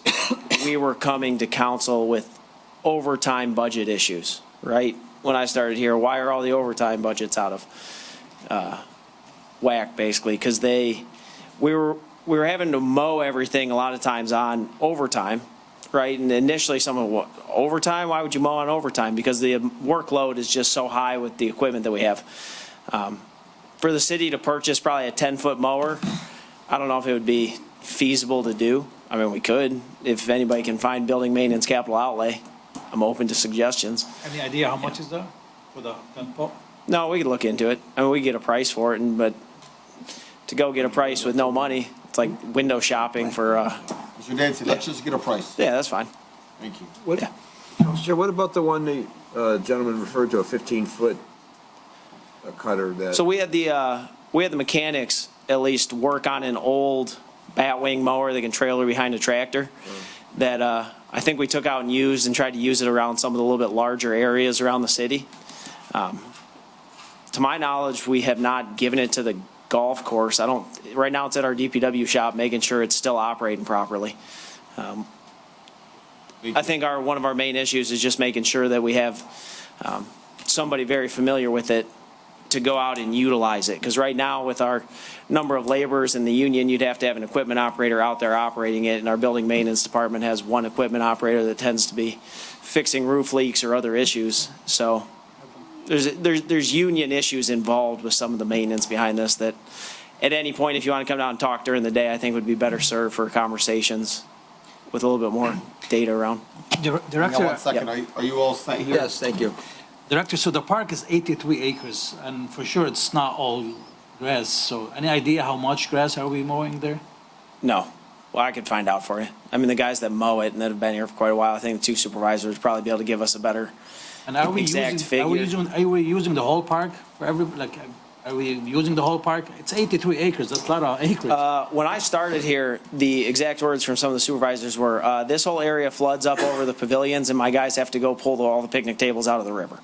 So when we went down there and visited with Wayne County, there's retention wall issues along the creek and the river that I don't know exactly who's responsible for fixing, but it's not this is long-term investment that if the city continues to renew this lease, we're going to also be responsible for some of these capital. It's a long discussion to figure out exactly what to do with Parkland Park. Nobody wants to see it go into complete disrepair. The DPW and the city is trying to do everything they can to at least keep it manageable and used, but it's putting such a strain on the operating budget. But like I said, more discussions to be had. I don't know the best route for it. I brought it up because just from the DPW side of things, it's a very large expense to the city. Thank you. Yeah. Any other questions, guys? Look, we have a motion on the table. If we vote yay, it's to get rid of this project. If we voted no, sorry. Just 5 seconds. I just want to say something. The parents and the coaches are willing to help mow the lawn. If you guys will allow us, we'll work with you guys to mow the lawn if we can keep the park. Thank you. You can refer this to a study session. Look, guys, please, nothing from the audience. Good, though. If you vote, there's gonna be a motion on the table. If we vote yes, we are supporting the lease. If you vote nay. No. We're supporting ending the lease early, if we vote yes. Yes, And if we vote no, we want to keep the lease as it is. then we keep the lease, correct? Okay. I just want you to know. At least I can say for myself, I'm a nay, I'm a no. All in favor, please state aye. Those opposed? No. No. The noes have it. Motion fails. Man, we've never all agreed on a fail. Police Chief Hadar, purchase and payment of Clements workstation upgrade. Council Chair, Councilman, I move that the Dearborn Heights City Council approve the purchase and payment of a Clemens Live Scan mugshot workstation from Clemens, Oakland County for an annual cost of $10,874. In addition, authorize the mayor and comptroller or clerk to sign the necessary warrants and any future warrants, and the treasurer to issue payment from account 101-300-818-000, of which the current balance is $233,907.49, leaving a balance of $222,907.49 remaining in the account as outlined in 9-H. Second. motion made by Councilman Ahmad, seconded by Councilman Saab. Thank you for giving us the breakdown of the accounts and what's left in that remaining account. Any discussion? Hearing none, all in favor, please state aye. Aye. Come on, guys, for those opposed, I'm sorry. All in favor, please state aye. Aye. Those opposed? The ayes have it, motion carries. Next up is Police Chief Hadar, Axon upgrade and update contracts. Council Chair, I move that the Dearborn Heights City Council approve contract between the city and Axon for a total cost of $2,155,529.50 over a 5-year period, and authorize the mayor and clerk to sign the contract on behalf of the city, which will expire in December 2029. In addition, authorize the mayor and comptroller or clerk to sign the necessary warrant and the treasurer to issue payment from account 101-300-818-000. Funding will need to come from the following accounts as outlined in 9-I. Second. Motion made by Councilman Ahmad, seconded by Councilman Constant. Is the individual from Axon online?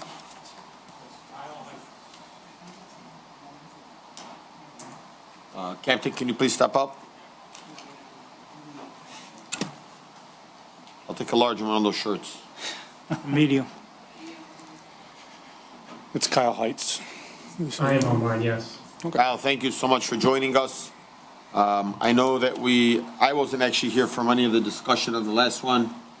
But, you know, I know that there was some discussion, and if any council members want to add anything or speak with Kyle Heights, here's your moment. Council Chair, Councilman? I do want to thank Captain Hand first. I want to thank Carl for giving us the extension till today. I want to thank Mr. Baidoon, our Deputy Controller, on working the numbers, and we were lucky to find the money in the forfeiture funds, so we're okay with the fund balance. And I guess I'm good to proceed. Thank you. I will just say, I know, Kyle, that you were having discussions with some council members in regards to potential grants to be able to help fund this. Can you talk a little bit about that, Kyle? Yeah, happy to talk about this, and I'll also defer to Captain Hatton a little bit on this. I know there are a number of grant opportunities available through MMRMA that we've been looking at. I think Captain Hatton has a little bit more of the details that can help offset some of those. Kyle, briefly, I don't know if it's the fog or if it is a haircut. Did you buzz your head recently? I did. Little change in look. My father had to get a new look going here. So. I love it. I love it. I didn't know if you were the same guy. I was like, man, this guy Kyle looks like the other guy Kyle I spoke to. Yeah, same guy, new look. So hope y'all like it. Nice. Is there any way we could talk about grants? Because I could see we found the money this year. Are you gonna be able to find the money next year? Because you know the money doubles next year, Yeah, and then it doubles even more after that. So like, what we can do is just put Band-Aids on bleeding. There are MMRMA grants that we are going to be applying for. We can't, the deadline's not till October, but we will be applying for them. They're kind of one time and a second time grant, so you can get it a second time, but then the amount is lower. But we are going to be applying for those. The amounts are not world changing, but they'll help. And of course, we're going to continue to look for, we're going to look for any kind of grant we can, you know. You see the importance of having a grant writer? It is crazy, because if we had a grant writer, we'd have had the money right now. I just spoke to the young lady that used to work for our fire department, Lisa. And she said, there are so many grants out there that the city's missing out on. Here we are, taken away from Roger and all these other different lines just so we could try to find ways. All we need to do is have a grant writer. Councilman Ahmad wanted that 3 years ago. Imagine we had a lobbyist. Imagine how much money we'd still have this year. Fortunately, we Council Chair, we got rid of Scout Pro. Did we have a reason why? Because they were raising, they had like 25 million in grants. They were getting a lot of stuff. Where are they? Every time we asked from Scout Pro, they said we're working on it, but it takes X amount of time to get back to us. They were hired by us and they had a contract by us, and then we got rid of it. Who got rid of them? Yeah, I think we got rid of it last year. No, we Mr. didn't. Dibb was working in Brockton, right? No, we didn't. Was that Roger? Scout Pro, the one that? Must I be love when working you for talk to another be city. smart. Oh, they're still here with us? Oh, well, why don't we use them? They're still with us. Nice. How much of it for our police department, our fire department? Nothing. Good job. Well, we need to ask them. That was done Yeah. because our state Our representative. state reps. That was founding Scott that did Oh, it. it was all that's why I did. Guys, if Mackinac Island, there was a lot of discussions. And, all right, I'm gonna just not talk. Thank you. This is a great meeting, by the way. Everybody, I hope you guys are all enjoying it. Must be the fix. Must be. Angela. Well, look, I mean, I just want you guys to know that this is something here, this is gonna be something that we need to look forward for in the future. Captain Han and the police department, I know you guys do a great job, the men and women in that department. And what I can say is, we don't wanna get to 2 years and be like, $900,000, what are you talking about? When we're so used to just budgeting 300,000-400,000. So, we don't wanna go through it, but we also wanna make sure that we're secured by having some of the best resources. So I'm glad that Kyle was able to give us the extension. I'm glad that you guys were able to bring this forward. Let's take this to a vote. Council Chair, just before we move on, do you know how much we have in the forfeiture fund still, right now? Maybe 200K.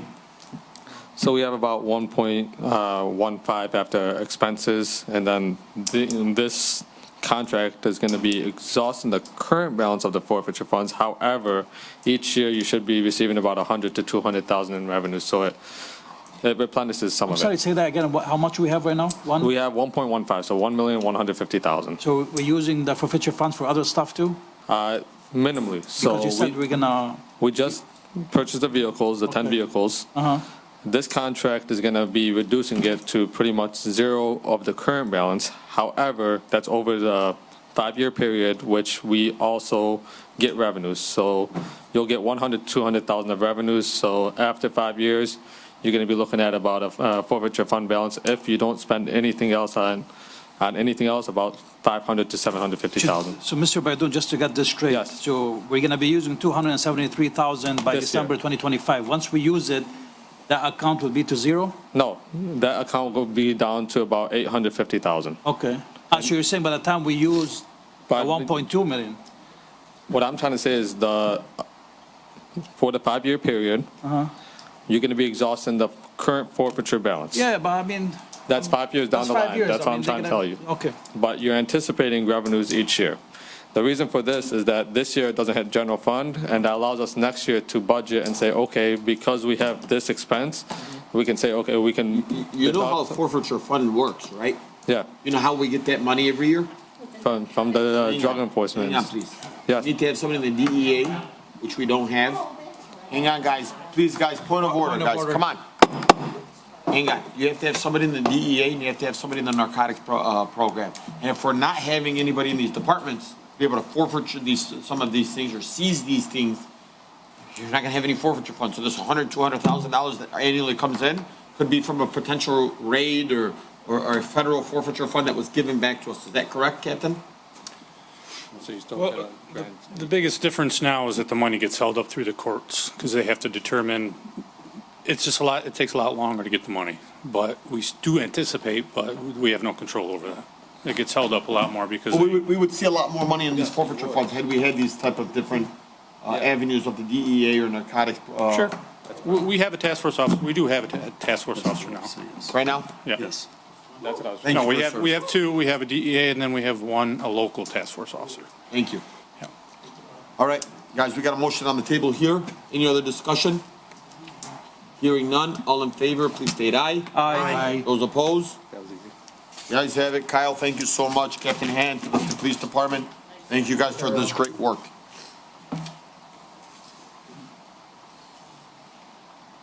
Chief of Staff, next up is 9J, Chief of Staff Hernandez, authorization of a survey. Anybody like to read this? Council Chair? Yep. Discussion. Move that the Dearborn Heights City Council authorize the survey of 25470 Kennedy Street for a cost not to exceed $5,000. In addition, authorize the mayor, comptroller, and the clerk to sign a necessary warrant, the treasurer to issue payment from account 101-200-817-000, of which the current balance is $11,869.11. The party to which the offense is determined not on their property will pay the cost for the survey as outlined in 9J. Second. Motion made by Councilman Saab, seconded by Councilman Ahmad. That was Councilman. Constant. Any discussion? Yes, Council Chair, I'm just kind of confused. What is this? Now that I read the fence, why? So I'm gonna talk briefly on this. This was sent to me by Roger yesterday. I know Councilwoman Menalowski Maxwell has spoken about this a few times. There's been a few residents, hang on one second. There's been a few residents that have spoken out on this time. I feel like this has been an ongoing dispute. The courts have been going through it. We have to pay the court fees. I mean, you know, this has become such a nuisance, and it's becoming like, well, it's on my property, well, it's not on my property, it's on my property, it's not on my property, it's on my property, it's not on my property. And there's so much ping pong. And, you know, Roger put forward a ultimatum that an independent survey is going to be done. And whomever it feels deemed to be on their property, if it is on property person A or property person B, whomever it lands on is forced to pay back the $5,000. And so, one, it doesn't cost anything to the city. It's basically saying to the city, we're not here to take sides. One person has a survey, another person has a survey. 2 surveys were done, and so the city now is going to do an independent survey. And, you know, I don't know too much, but I from what I've been told, is that the courts have deemed that this property needs to have the survey, the fence put back. No, it did not. I will stop. Ma'am, I will let you speak. I'm involved in it. I know, I'm going to let you speak. Please, point of order, let me finish. Thank you. Thank you so much. Again, I'm going to give you, this is what is being set out in the universe, okay? I haven't been able to listen or read, but what I believe from what I was told is that the last court rule hearing, right or wrong or indifferent, is that the fence has to be removed. I don't know how truthful that is. This is what I've been told. I don't know whose fence, I don't know who it's on. You know, our building director says it's on her property, it's not on her property. The survey says it is, it isn't. Truth is, the only way to figuring this out, an independent survey study, whomever it's on, if it's on A or B, if it finds out B is wrong, B's paying. If it finds out A is wrong, A's paying. That's it. Case is closed. Everybody likes to believe that, no, I'm right, no, I'm right. Okay, great, let's take it to an independent survey. And so, yeah, I'm gonna give you a moment to speak. Roger sent an email. Yes. I'm ready to put this to bed, and the only way of doing that is to have a fair process. Thank you, Councilman Menalowski Maxwell. Well, first of all, the court and the judge, and you can go watch it on YouTube, he did say that he was not going to make me move the fence. You need to listen to that and get the facts straight. I don't listen to hearsay, I just go on the facts. Also, too, the fact is, this was inappropriately put on the agenda. You knew about it yesterday. Why didn't we get an agenda, a new agenda showing it on it? Why was it just put here when we all sat down and made us all aware of it? It's not even on the website, which I think we should be. At 6:30, I received it, and I was talking to the council, the Madam Clerk, and I was talking to her to invite all the council to a grand opening. And then I said, oh my God, look, I got an email from Roger. I read it. She said, what do you want to do? I said, man, I want this let's put this to an end. Let the people go ahead and let just, the independents, let the city go out, get a survey company and see who's right and wrong. Can I finish without being interrupted? Yes, I was answering your question, ma'am. I wasn't interrupting you. Well, no, you did state just now that you knew of it yesterday. Why didn't you do an agenda, a new agenda? I just explained it to you. Did you not hear what I just told you? Yesterday, though. It was not even properly walked on or put on the agenda the way it's been. It's also a Councilwoman violation. Malinowski, next, so you Don't asked me not to interrupt you, but then you asked me a question. So I answered your question, then you told me I'm interrupting I'm not you. gonna, okay, let me Yeah. speak what I gotta say Well, then. say it, but don't ask me a question then. I didn't ask you a question. I was making a statement saying that you said it was given to you yesterday. I'm not lying to you. It was given to me yesterday, ma'am. Okay, thank you. Thank That's all I you. need to say. Thank you. First of all, this is a violation of the charter. You're mentioning a budget line item, and it is over $1,400, so it means it should go out in the bid process. I don't know who had a say in the company that was chosen, but I did not. And I don't agree with it. I don't even know who they are. There's no backup on this. Where's our backup? I mean, come on, it's just making a statement here. There's no backup saying what company or anything else. And like I said, the agenda was set out on September 4th, and we should have received a revised agenda. It's not even on our official website for the city of Dearborn Heights. Protocol was not followed the way it normally should be. This situation is not fit like 911 emergency. It could have went on in 2 weeks. To be secretly put on the agenda is nothing but dirty politics. There was a survey done. I'm going to point of order you on that one. I'm going to point of order you on that one. Let me finish. I'm not going to let you say things like, I'm not this is talking dirty about you. politics. Yeah. No. Yeah, please don't say that. So, and if I you're can understanding- say what I want, freedom of speech. You're right. I'm going to point of Please order let you me- on it. Thank you. It's I'm going to point of improper. order you on that. That's improper. Thank you. First of all, I don't know if everybody's aware, there was a survey done in 2015. There was also a survey done in 2016. On November 26th, I got another survey done of 2024. How many surveys need to be done to show the fence is on my property and my neighbor's is on hers? Because she does have a chain link fence up that she's had there since 1989. In 2015, the same neighbor harassed my next door neighbor when she put up her privacy fence. She was horrible to my neighbor. She Counsel, I'm going to interfered object with to the this installation. trying of the case and attacking neighbors and neighbors. I don't want to be disrespectful to point of order. Councilwoman. Point of but order. I'm- Point of order. Roger, go through the chair, please. Council Chair, Please I'm just refer for asking. talking about other cases. Cease and No, desist I can, from. this is an example of what has happened. Just asking to There's a stop history here. attacking someone. Please. There's a history here, and I think everybody needs to know it. This is actually a private, personal matter, and I have no problem handling it privately. It should not be a city council public decision. Since you made it public, I'm going to make it really public what's going on. I mean, there's been all kinds of things done. I've had dukes in my backyard because this neighbor said that my fence was in the sewer line and it was backing up to her house, which was a lie because we did have the sewer line cameraed for hours for Nothing from the charging audience, over please. $4,000 to the residents. And it showed it was clean. It was very clean. I have the video of it and everything. I also have the most recent survey right here. If I'd known better, I would have printed up a copy for anybody to see. It shows fence is on my property, and her fence is on her property. So what happens if we're both where we're supposed to be? Well, Who no. pays for it in the end then? She would have to pay for it. Well, no. If her fence is on her property, No, my fence. that's not, they're just going to test your fence, not her fence. That's not the way this is written up. Read how it says. Yes, it says. The party to which the fence is determined not on their property will pay costs of the survey as outlined in 9J. First of all, this is too sketchy. Like I said, this is a violation of the charter. We did not go out for a bid in the bid process. There is a line item mentioned, and it is over $1,400. So to vote on this or to pass this would be a violation of our charter, and we've turned down things in the past because of that. I agree. And we have to stick to what we, fair for everybody. I agree. I mean, This does need to go out for bids. it does. Maybe we should refer it back to Go go out for out for bids. the bid process or Yep. just Council Chair, if I deny may. it. Council, if I may. This. Hold on, are you all set here?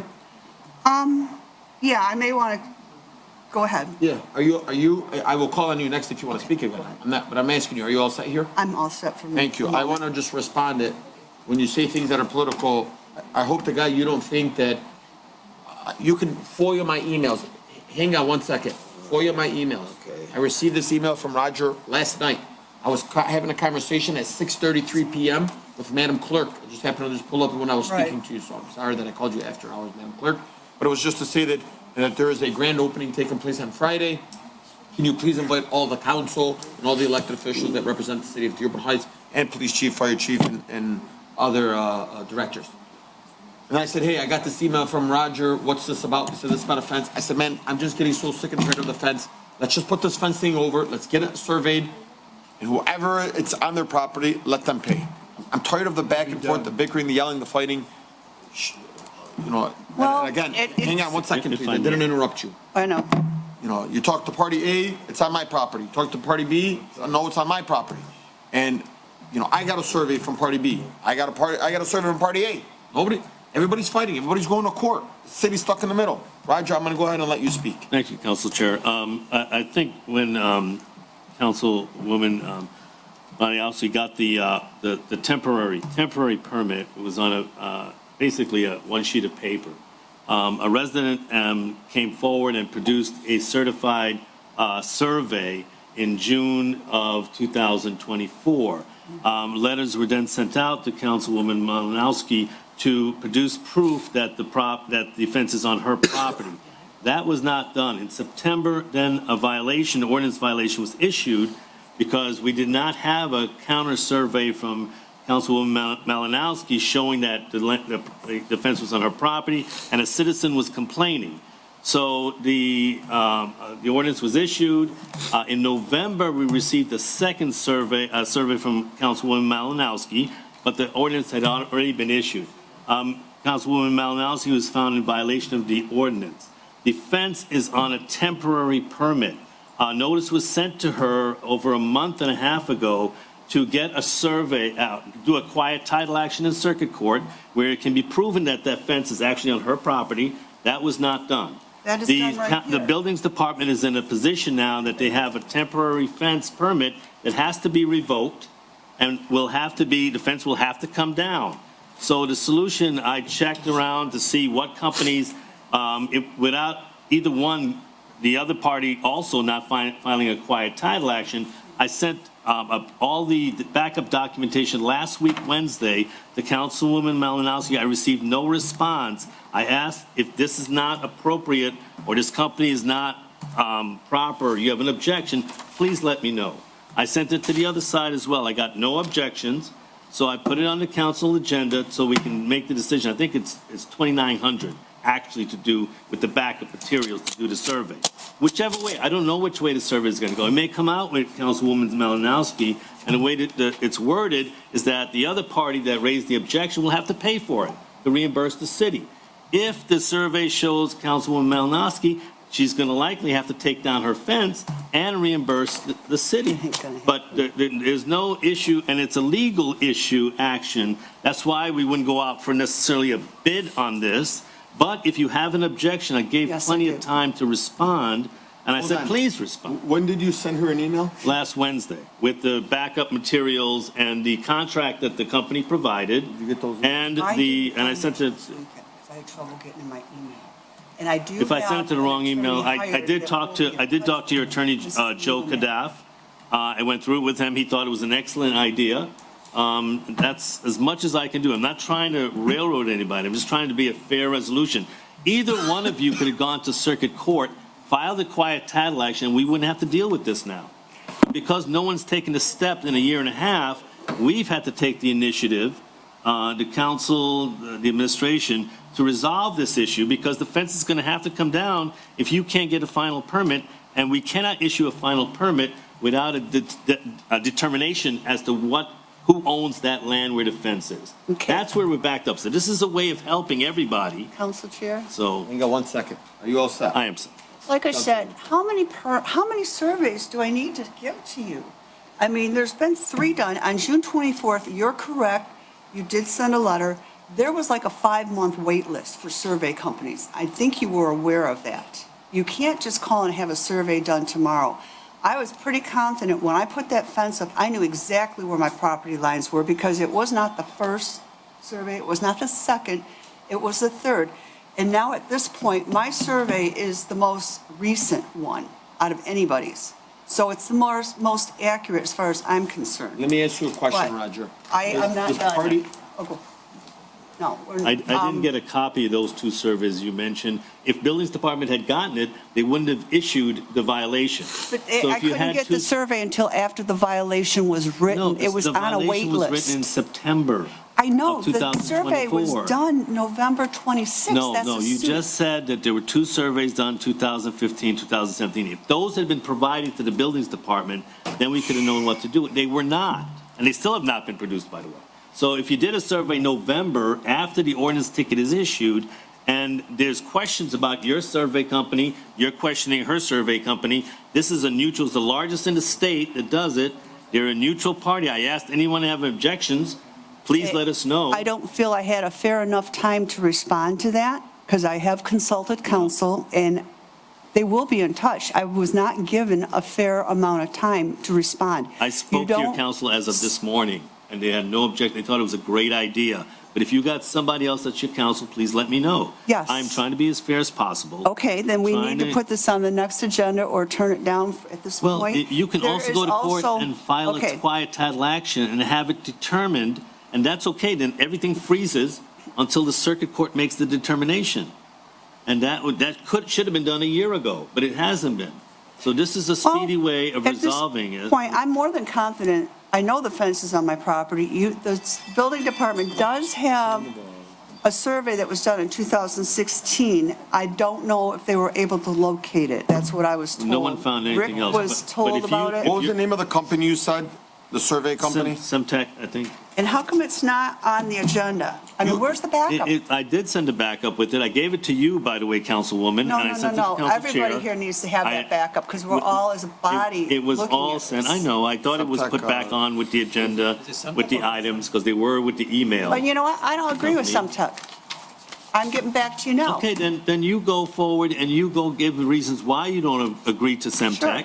And then you come forward with your resolution of how to resolve this issue. You go to file a quiet title action, Third Circuit Court, and you do it within 3 weeks, or at the latest, or we tear down the fence. That's the only choice we have.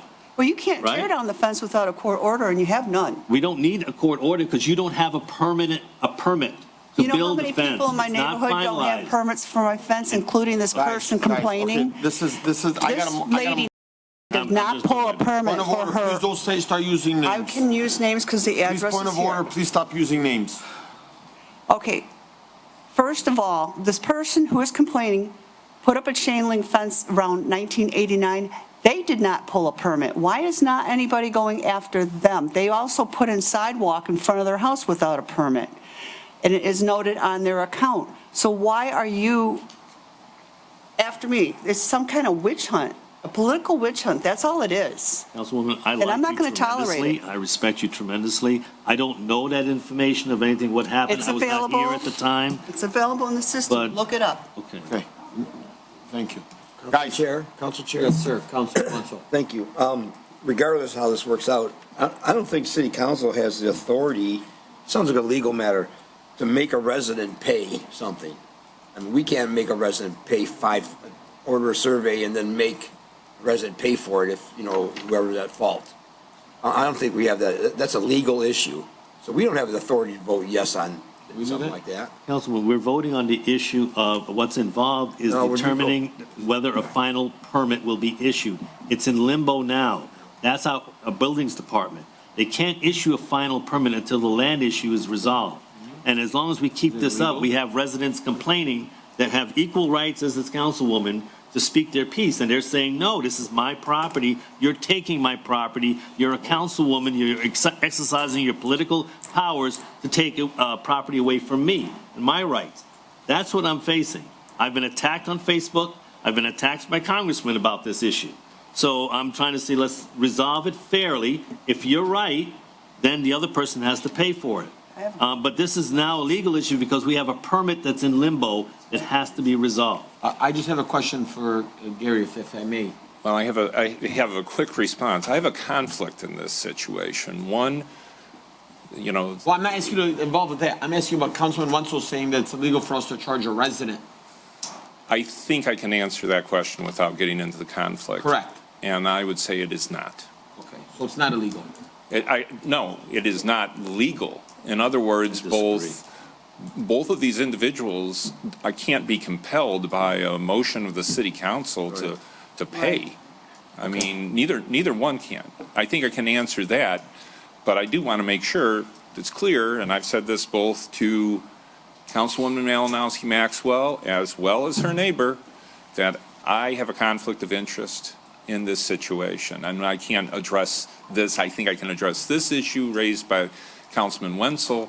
I don't see how this honorable body, respectfully, has the ability by virtue of a motion to impose the cost on either one of these individuals. So look, thank you very much. Looks like that if this is going to move forward, that the $2,900 is going to be eaten by the resident, by the city. And so the survey can be done, but ultimately, the $2,900 is not coming back. But I still believe that needs to go out for a bid. And you have to allow the bidders to come out and bid on this. Okay, but I think if it's a legal issue, then the fence they're going to proceed with their action against the fence. And yes, And if we'll she do does the not bidding have a process. permit that's been closed out to keep the fence up, then Right. it's on the city to issue that ticket to remove her fence. But the city's not going to go into her backyard and remove it, right? The city will, if the fence is not, and there's a neighbor it's not just Ms. Malinowski, there's another, as a resident. Correct. That's saying, yeah, that's my property. So the fence has to come down till the issue will stay as who owns the property, and then they can wait till the bidder comes in, and then they agree on the bidder. So what the options we have, and I'm going to say this to the body and to everybody, we can proceed with this survey for $2,900. No matter what, neither of them have to pay the $2,900. It would be an eat up by the taxpayers, okay? Or if we choose to vote this down, the fence must come down. And until a proper independent survey can be proven to the city. Okay, let me finish for a second. I know you don't want to hear what you want to hear because Well, no, I've already addressed this with an attorney. I know what my rights are. Thank you. I'm just You telling you. don't.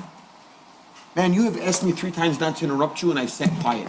Right, Every but time when I've you're gotten up. when you're misspeaking, I'm going to correct you because I've already sought legal counsel. I know what my rights are. Okay. I know what has to be done. Ma'am. And you're not informed on it. And I Councilwoman. don't blame you for that because you're not. Councilwoman, I also did not receive an email that you said you received and you looked over on the weekend, which you knew about this and I had no idea about it.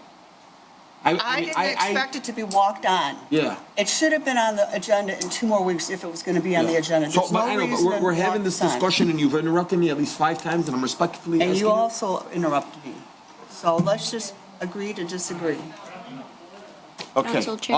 hang on. All I'm saying is, regardless of what happens, the city is gonna enforce, according to what Roger is saying. Please, I'm just speaking to the universe. I'm not speaking to you, Councilwoman.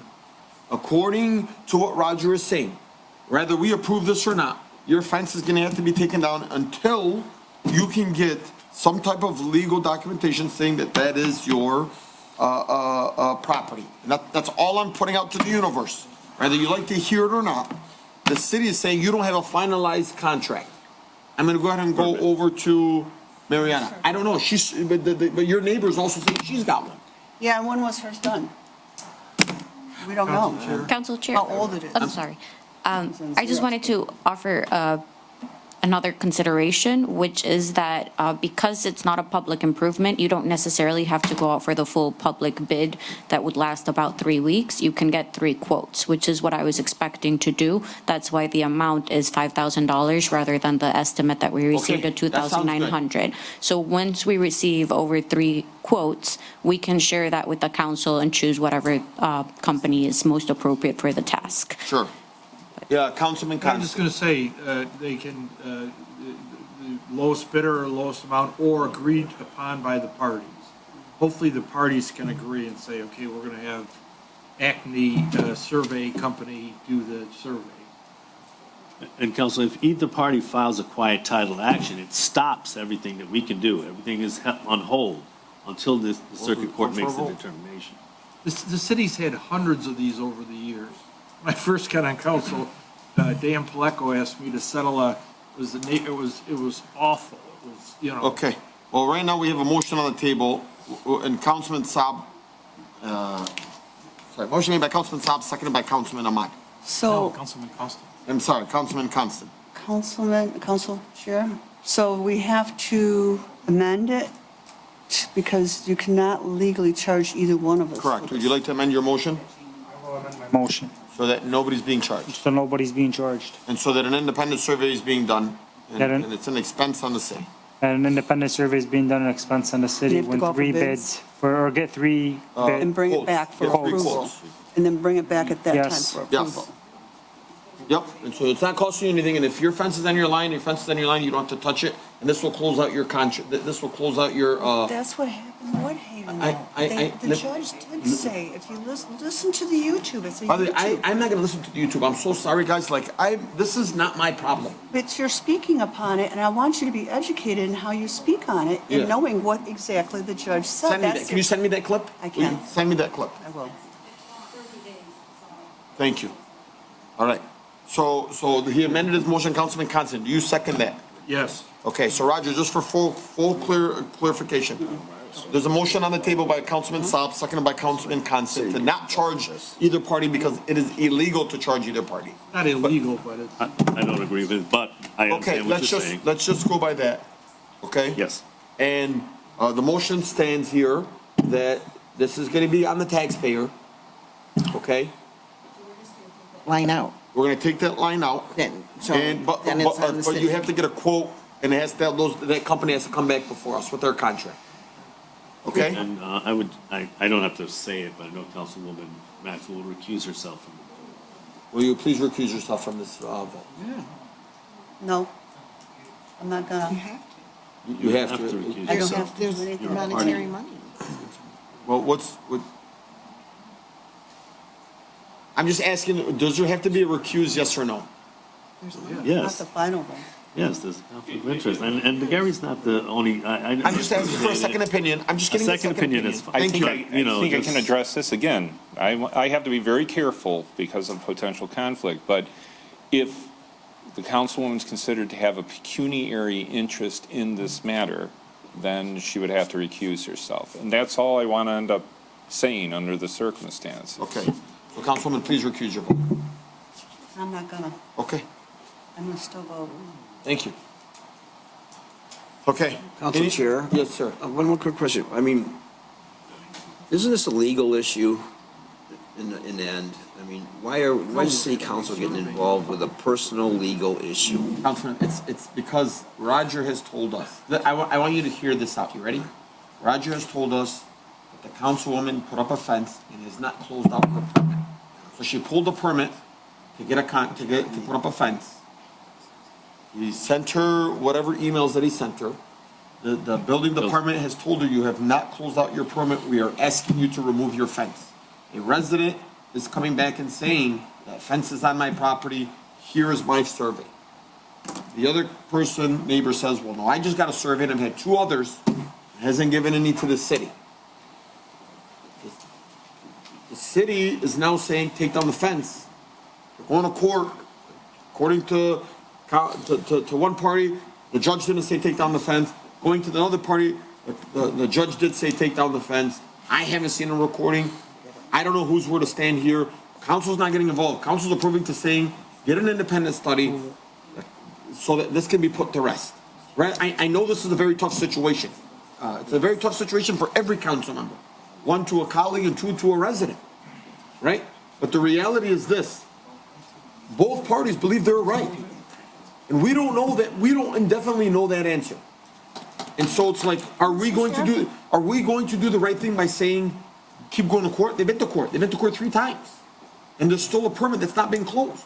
And the reality is, in protection of actually Councilwoman Minalowski Maxwell, they're not gonna close out the survey, if they're not gonna close out her fence permit, it's in her best interest to come out and say, absolutely, I'm not gonna have to pay for this independent survey, I've already gotten the survey, I know where my fence stands, great, let's have another survey done. But unless there's something being hidden, and I'm not saying that there is, I'm not insinuating that there are, but unless something's being hidden, there should be no reason. Like if right now I did a survey and somebody said, bro, this is on your property, and the city's about to come out and say, I'm also gonna do another survey for you, do it. I have nothing to hide. But if there is something to hide, then don't do it. If anything, the only person that should be benefiting are the two parties. The rest of the council's like, This is pointless. Right. Just as clarification, this Sets a court bad judge, precedent just for future counsel, situations like I this. agree with you, but you know, how many council members, look, I'm not here to get into the nicks and nacks of things. I can tell you right now, if my neighbor was fighting with me over a couple inches or a couple of feet of my fence, I'm moving my fence. I'm telling you right now, and I'm putting this stuff, at least that's me. Maybe other people are gonna say, no, it's encroachment, it's this, that. I don't wanna fight with my neighbor. I don't wanna fight with my neighbor. And I'm not saying that's what the councilwoman has to do, because she's entitled to her property, she's entitled to what she believes is hers, and that's fine. I'm telling you, me, Mo Beydoun, as a person, I can't speak for you or Councilman Ahmad or Councilwoman Milowski Maxwell, but this situation is never going to leave us alone. Council Chair? Yes.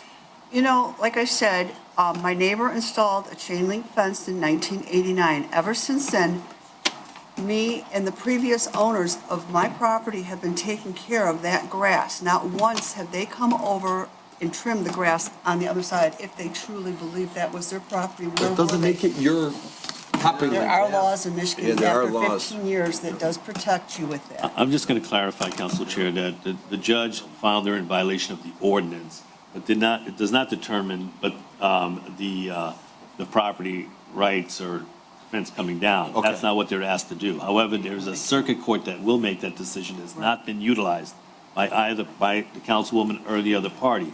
Therefore, the fence will have to come down because it's a violation of the building code and it's not finalized. It's been not finalized for a year.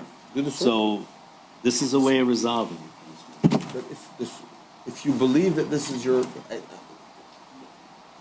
if you believe it is your line of your property, and you have a survey, another survey is not gonna change it.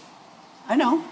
And so, I like, think it's a waste and of if anything, taxpayers' money, though. if anything, it's also going to protect you from them forcing you to close, because they're not gonna close out your permit. City can't have me take it. I know that because I already consulted enough attorney on that. Okay, well, there's a motion on the table that's been amended by Councilman Saab to not charge anybody, seconded by Councilman Constant.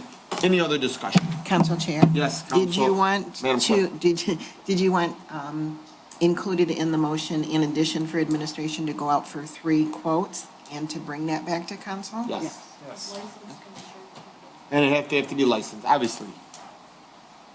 Okay. All right. Madam Clerk, also, can you just briefly speak about our conversation yesterday? Because I don't want, like, this perception out there that Mo Beydoun is working. No, he's not. I mean, he did mention, we do request that it be in writing. And we got that today. And there was no backup provided. Correct. So that was the motion that administration, I believe, came Thank you. up with. Okay. By the way, this is not an approval of anything because this still has to come back with 3 companies.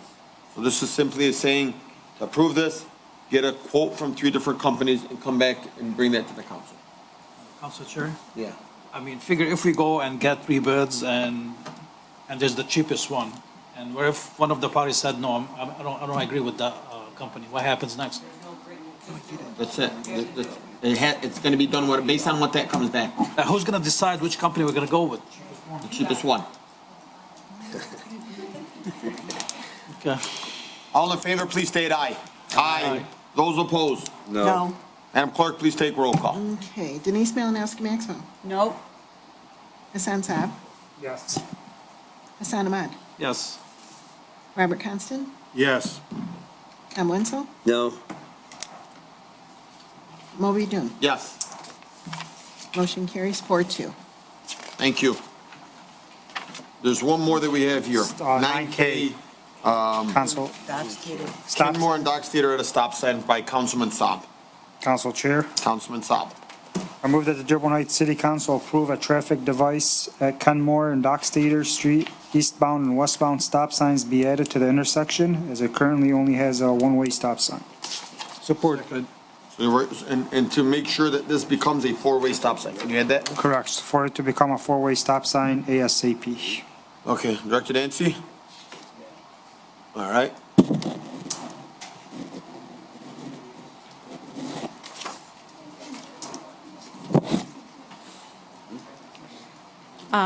Council Chair, I just wanted to be cautious with regards to this because I know that we typically have to have the traffic bureau at the police department review any stop signs as well as do a engineering study with our TIA company. So I don't know if any of those have been done yet.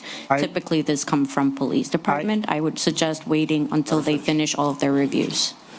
Council Chair. Yes, Councilman Saab. This was, I've been in contact with the chief. The chief's physically come out with us there. He's approved this. The paperwork with the police department has been filled.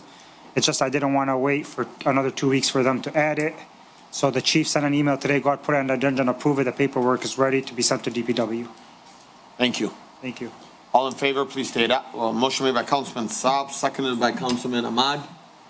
I mean, Council Chair, we can add to the motion, or can you read the motion again? Yes. I move that the Dearborn Heights City Council approve a four-way stop sign at Kenmore and Dockstader heading east and west. There's currently no stop sign. To be a four-way stop sign. And this has been approved by the chief. The chief has physically gone there. No, that's not part of the motion. No, let's just say maybe upon the traffic division approval, study and approval. It is approved. It's just they're waiting on Just a put it on the council, To the motion. on approval of the traffic division. And with the Dearborn Heights Police Chief. And the police chief. All right, seconded by motion made by Councilman Saab, seconded by Councilman Ahmad. Is that you? Yes, Is your name Councilman Ahmad? present. Councilman Ahmad. Any discussion? I will say Councilman Saab actually called me about this, and I usually don't like to walk on things, but when it comes to public safety, I think those are very important, and I commend him for coming forward and saying, respectfully, I don't want to wait another 2 weeks. Kids are walking home in the neighborhood, and this is something that he has already went out, taking the time to meet with the police chief and other officers, so that he can, we can better the city of Dearborn Heights. Any discussion on that? Hearing none. All in favor, please state aye. Aye. Those opposed? Councilman Saab, good job. Thank you. Thank you. One street safer to make it cleaner and safer. Next up is ordinance and resolution, second reading for proposed ordinance H25-02, short-term rentals. Council Chair? Yep, Councilman I Ahmad. move that the Dearborn Heights City Council move the proposed ordinance H2502, an ordinance of the City of Dearborn Heights, Michigan relating to and upholding the prohibition of certain short-term rentals, ensuring that this prohibition is not diluted or diminished through the improper interpretation and/or application of existing provisions in Chapter 36 of the City Code, enhancing the city ability to enforce this prohibition and providing for stricter penalties for the violation of this prohibition, be it ordained by the City Council of the City of Dearborn Heights that the Code of Ordinance of the City of Dearborn Heights, Michigan is hereby amended by adding a section to be numbered 36-81, be considered read for the second time and become effective upon publication as outlined in 11-A. Second. I'm going to second this one. I'm going to second this one because it's very near and dear to me.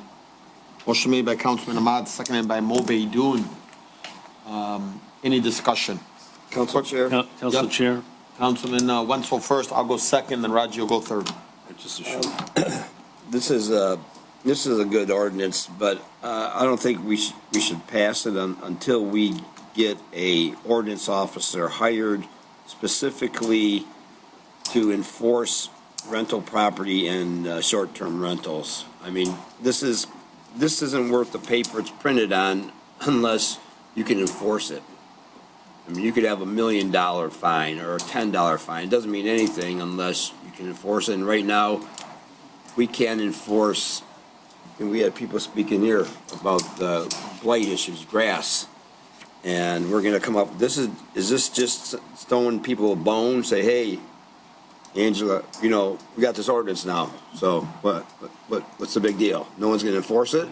We gotta make sure that we can also add hiring another ordinance officer to specifically monitor and regulate rental properties, including short-term rentals. I mean, I said that from the beginning. Months and months ago when I came up with that resolution to eliminate them, one of the things I said in that original resolution was you can come up with all the ordinance you want. If there's no one to enforce it, it doesn't mean crap, So we need to do something, tonight on this, or, pass this and promise that we can get another ordinance officer. I mean, ordinance officers, they're not, I don't mean to down any ordinance officers, it's public knowledge. They're the lowest paid position in the city of Dearborn Heights. All right, are you all set here, Councilman? No, so, I mean, these guys are out there and they're taking heat from everyone. They're taking calls from us. They're taking heat from the residents saying you're not enforcing it, you're driving by something. And to get one more, I don't even know if we got the three that we originally voted on. Council Chair. About a year ago. Council Chair, I was asked on Thursday to swear in 3 new ordinance officers. I don't know if you guys are aware. Yes, I'm No. aware of it. Yes. Yeah, I was not made aware of that. Yeah, that you didn't hear from Yeah, administration. I mean, that's, Okay, so 3. thank you, that's great news, that's great news, but Okay, that Councilman wants to. do we have the authority to specifically designate one of those ordinance officers as a city council just for rental properties? Administration. That's gonna go through administration, but let the Councilman wants to finish. Okay, I'm good, thank you. Okay, well, I will just say, I think that just answered your opposing of not supporting this, but the reality is, look, I gotta admit, Councilman Wenzel, been fighting for ordinance officers for almost 3 years. Ray Muscat was still on council. But, he also 2 years ago put a resolution to say, pay them more and hire more ordinance officers. So administration did not do that. But that's not gonna stop us from creating laws that says STRs are no longer welcome in the city of Dearborn Heights. And my opinion is, while it may just seem like a piece of paper, it's a law. And it's a law that was done properly. It went through the planning commission. It went through 3 readings. That was looked at by our special legal counsel, Gary Miyake, who's helped orchestrate a lot of these laws across our city. And for us to kind of just be like, well, it's not time, I disagree. I think the time is today, the time is now. And if you read through this, you'll see that the enforcement will come through the police department on the weekends, and it will also be enforced by our ordinance officers if anything is published and caught by them for $1,000. And if an officer walks up and finds out that this is a short-term rental, it is a $5,000 fine onto the host. To me, this is the law. And sometimes it's hard. You can't enforce the law at all times because everybody's got so much grass, there's so much blight. You have 15 to 20 Airbnbs in the city, you can enforce that, and guess what? That's a good revenue source to the city. So I'm gonna tell you right now, this needs to be enforced, and it needs to be, also publicized. What's that? It needs to be publicized. There's no reason why every single media is not talking that Dearborn Heights has a zero tolerance, $5,000 charge if you come and try to do an Airbnb in the city of Dearborn Heights. That's how it needs to start. And I agree with you though, Councilman Wenzel. There needs to be some type of enforcement and designated ordinance officer, but we don't have enough. Council Chair, I stated at the last meeting that we need to enlist all the residents in this too. To report this stuff. If you see it, you gotta report it. And I gave you recognition on that. You were spot on. Yeah. Because when a resident when Angela Venegas, who's gonna call, or Barb Renning, who has been praying for this, her and her husband Joe, trust me, they're going to call. And guess what? The police is gonna be able to go knock on their door when they find out that the person that's staying in the house, who's just renting this Airbnb, is gonna be like, I don't know. I don't care about the Joe Schmakalaki that has his house rented out as an Airbnb. I'm just living here because I paid the dues. Yeah. Guess what? A $5,000 fine is going to be issued to that individual. And so to me, I think Gary on this one. I know Roger, you're going to pose a lot of this, but look, let's put our political differences aside to this. Let's do what's best for the city of Dearborn Heights. Yeah, thank you, Council Chair. I'm just going to say, I do oppose it, just for the record. I know, Roger, you oppose anything. Hey, this guy breathes, you oppose. No, a lot of my issues were raised in the planning, but in the planning commission report that you made, minutes that were made part of this record. However, like I said, I don't see a lot of the police report complaints, numbers. I don't see a lot of the citizen complaints about Airbnb numbers to back up this ordinance. And I think it would behoove us to look at, actually, there's a federal case now in Nevada with Airbnb and Venmo in the federal circuit courts. I've looked at other cities, New York, with their Article 18, New Jersey. Other cities are wrestling with the same issue we're wrestling with, so I'm not condemning that. The issue of short-term rentals. However, the property right issues of those who own their Airbnbs now in terms of people using it to cover rent, to make mortgages, their property rights, I don't think we've properly considered, which has to be properly addressed with the documentation. Thank you for your opinion on that one, sir. Thank you so much. I also want to say, I know I talked about it earlier, that I want this to be plastered all over the media. We have media here tonight. And Sue, my request to you is front page. Dearborn Heights will fine you $5,000 if this gets passed tonight. Please, another round of applause for Sue, because we're lucky to have you here with us. Any other discussion? Council Chair? Yeah. I mean, as much as I agree with Councilman Wenzel, but needs to be, I know this needs to be enforced, but we're doing our job here. Our job is to come up with this ordinance and let the administration do their job. So I think we need to vote on this today. Short-term rentals? I mean, I said that before. I mean, we cannot enforce it in our city, and I guess our city is not made for short-term rentals, so. You agree, right? I do, definitely. So. All right, Gary, we're gonna give you the floor for like 2 minutes. I'll be as brief as possible. I just wanted to point out, based on what was said, is the only thing that I found with regard to a court having a finding with regard to these issues in the state of Michigan pertain to Park Township on the western side of the state, where the Ottawa County Circuit Court basically dismissed a lawsuit saying that, finding that there was no legal basis to challenge a similar ordinance. So based on that very limited precedent, it appears that we shouldn't have a problem. And I think that makes sense because, again, I think as one of the residents pointed out, not using any residents' names, that the idea is that we live in residential areas, not commercial areas, and therefore this makes sense from a zoning standpoint.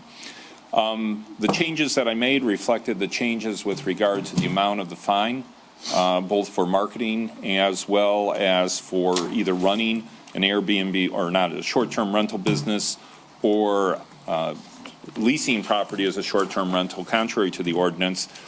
And the notice provision I put in, I think also is very consistent with what the council wanted, and it's very tight. I mean, I think it's very clearly written, and the administration should be able to do it. The only thing I would note, and Council Chair, as I noted, I think it's not a completely settled question about the amount of the fines, but that based on my research, particularly because municipal civil infractions are specifically provided for under Section 4L of the Home Rule City Act, and comparable provisions having to do with blight specifically allow for a $10,000, up to a $10,000 fine being able to be imposed by an administrative hearing officer. I think the better argument is that this fine amount, the $5,000 and the $1,000, would be upheld if legally challenged. So I think I've covered what I need to cover. And hey, are you happy, Angela Venegas? Yes, I am. Is Barb Runner listening? Is Barb listening? Is Barb, look at Barb. Let's see your teeth, Barb. Let's see you smile. There you go. All right. Guys, I think this is a great day in Dearborn Heights. I think this is what the residents have been really praying for. And this is a vote that should be easy unanimously. And if you vote no, I'm going to give you the stinky eye. Motion made by Councilman Ahmad, seconded by Mo Beydoun. Yes. All in favor, please state aye. Aye. Those opposed? No stinky eyes. Motion carries. Good day. Look at Barb. Look how happy Barb is. I can hear Joe's laugh from here. Next up, we have new business, temporary food truck cart license application for Superfit Nutrition Live Barbecue. Councilman. I move that the Dearborn Heights City Council approve the temporary food truck cart license application for Superfit Nutrition Live Barbecue.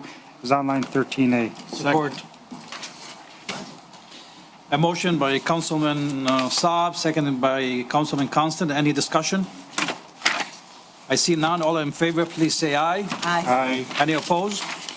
The ayes have it. Moving on to 13B, temporary food truck, tent cart license application, Tacos La Conquista. Council Chair, Councilman, I move the Dearborn Heights City Council approve the temporary food truck license for Tacos La Contuisa as outlined in 13B. Support. motion by Councilman Saab, seconded by Councilman Constant. Any discussion? I see none. Councilman Constant, Wenzel, no, have you been checking? No, I didn't. Okay. All in favor, please say aye. Aye. Any opposed? The ayes have it.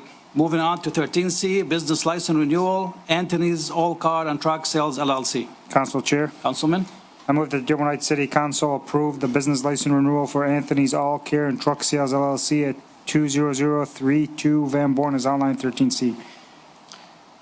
motion by Councilman Saab. Do I have a second on this one? No second? Second. Oh, seconded by Councilman Wenzel. Any discussion? This is the, well, never mind, no discussion. No discussion? Wow, okay. This is the old Mickey Cooper's, and the guy, he's had his problems, but Say that again, Councilman? right on the corner of Van Born and Pelham. Okay. Nothing else. Nothing else? Any more discussion? Okay, I see none. All in favor, please say aye. Aye. Aye. Any opposed? Ayes have it. Moving on to council member comments. Council Chair, I Councilman? actually wanted to, Council Chair said to go back to, we'll get back to it. I want to suspend the rules and go back to the agenda items. Okay, I want to remove some items. so we do, Madam Clerk, a motion to suspend the rules first? Okay, we got a motion to suspend the rules by Councilman Saab. Do I have a second? No second? Second. Okay, we have a second by Councilman Wenzel. Okay, we can take it to discussion. Go ahead, Councilman, you need to Council, vote first. Okay, all in favor, please say aye. aye. Any opposed? Okay, the ayes have it. Council Chair. You want to discuss claims, correct? Yes. Do you want to resend that motion and then start all over To- Rescind the motion To for remove, claims? because to the 487? Because you already voted on it. right, item, the current claims, transfers and claims. Yeah, so I want to rescind our first motion. Which would be motion 487, by the way. 487, Okay. and I want to add a new motion on. So you're going to vote on that one first to Yeah, rescind? let's rescind motion 487. Okay, so you want to make a motion to resend Motion 487? 487. Okay, we have a motion by Councilman Saab to resend motion 487 about claims. Do I have a second? Second. Seconded by Councilman Wenzel. All in favor, please say aye. Aye. Any opposed? The ayes have it. Now you Okay. can, now you got to. Council Chair, Go ahead, sir. I move that the Dearborn Heights City Council, I make a motion that Dearborn Heights City Council approve the current claims ACH wire transfer 6-1, 6-22, and 624 through -658 as submitted. Okay, a new motion by Councilman Saab for the claims. Do I have a second? You're going to amend it after, too? I'll amend it after. Okay. Second. That's what I'm Okay, asking. second by Councilman Wenzel. Discussion now? Council Chair, Go ahead. I'd like to remove items 19, 31, 32, 33, 31. No, 31 I want, anyway. 31 to 33. and then I would like to also, Do you want 35? We went back to claims. He wants to take. 35, What are you doing, Council? 35? yes. So we're removing 19. Right here. What do you need? I got it here printed. Oh, 19, 31, 32, 33, and 35. 44?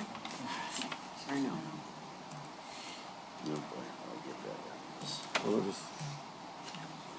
I'm trying to find. You know what, take out 52 too, No, it's not 52, it's 51. or 51. It's way true. 51? And actually, 44 also. 44. We just,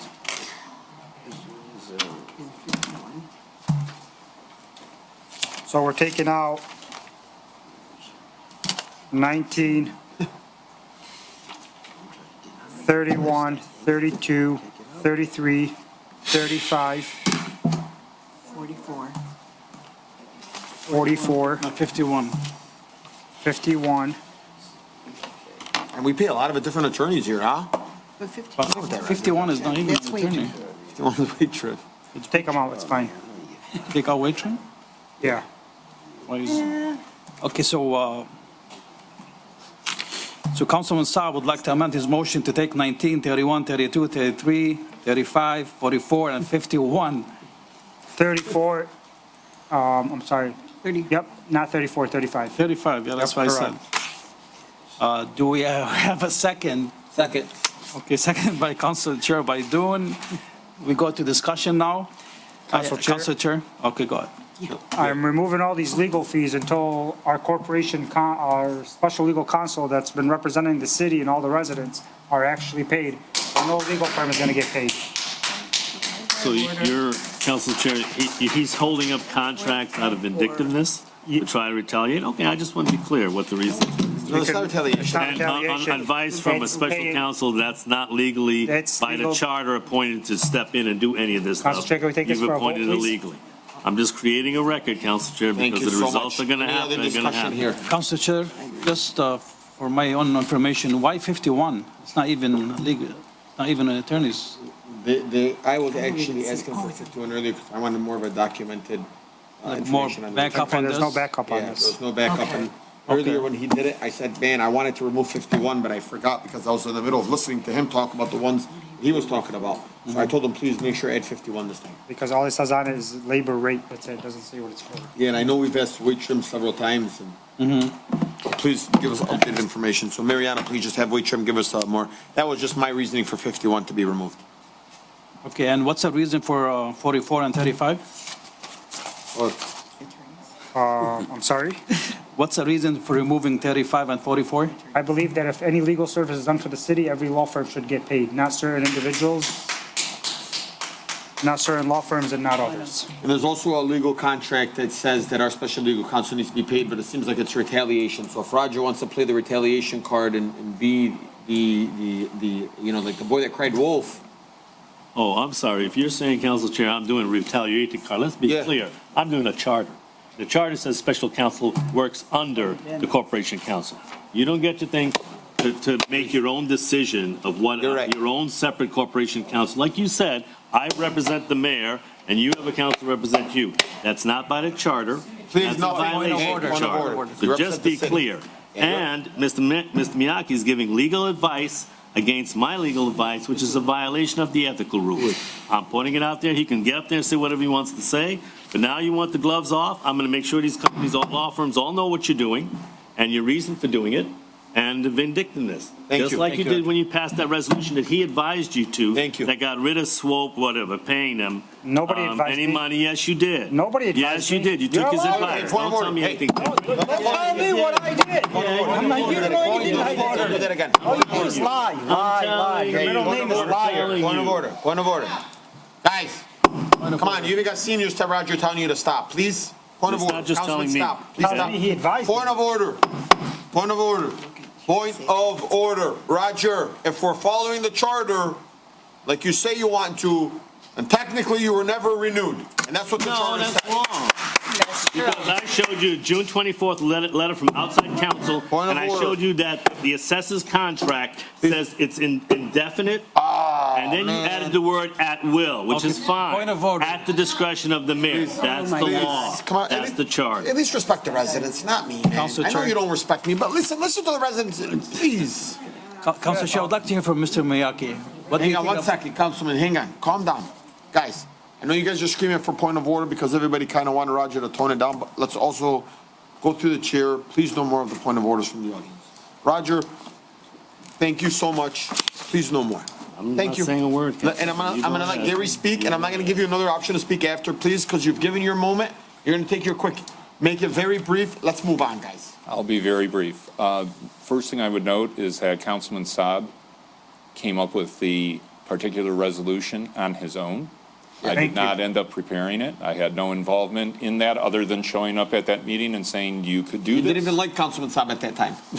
I wouldn't say Let him that. finish, please. I wouldn't say Please. that. Secondly, as we know from all of the litigation that was previously litigated by Mr. Schenk on behalf of the council as a body, the city council has the ability to retain special legal counsel. When that happened, Mr. Schenk did not report to me, was not of counsel to me, did not have any relationship with me whatsoever, and the council's position was that there would be a conflict under those circumstances, which was respected by the Pletco administration and by myself. Let me ask you a quick question.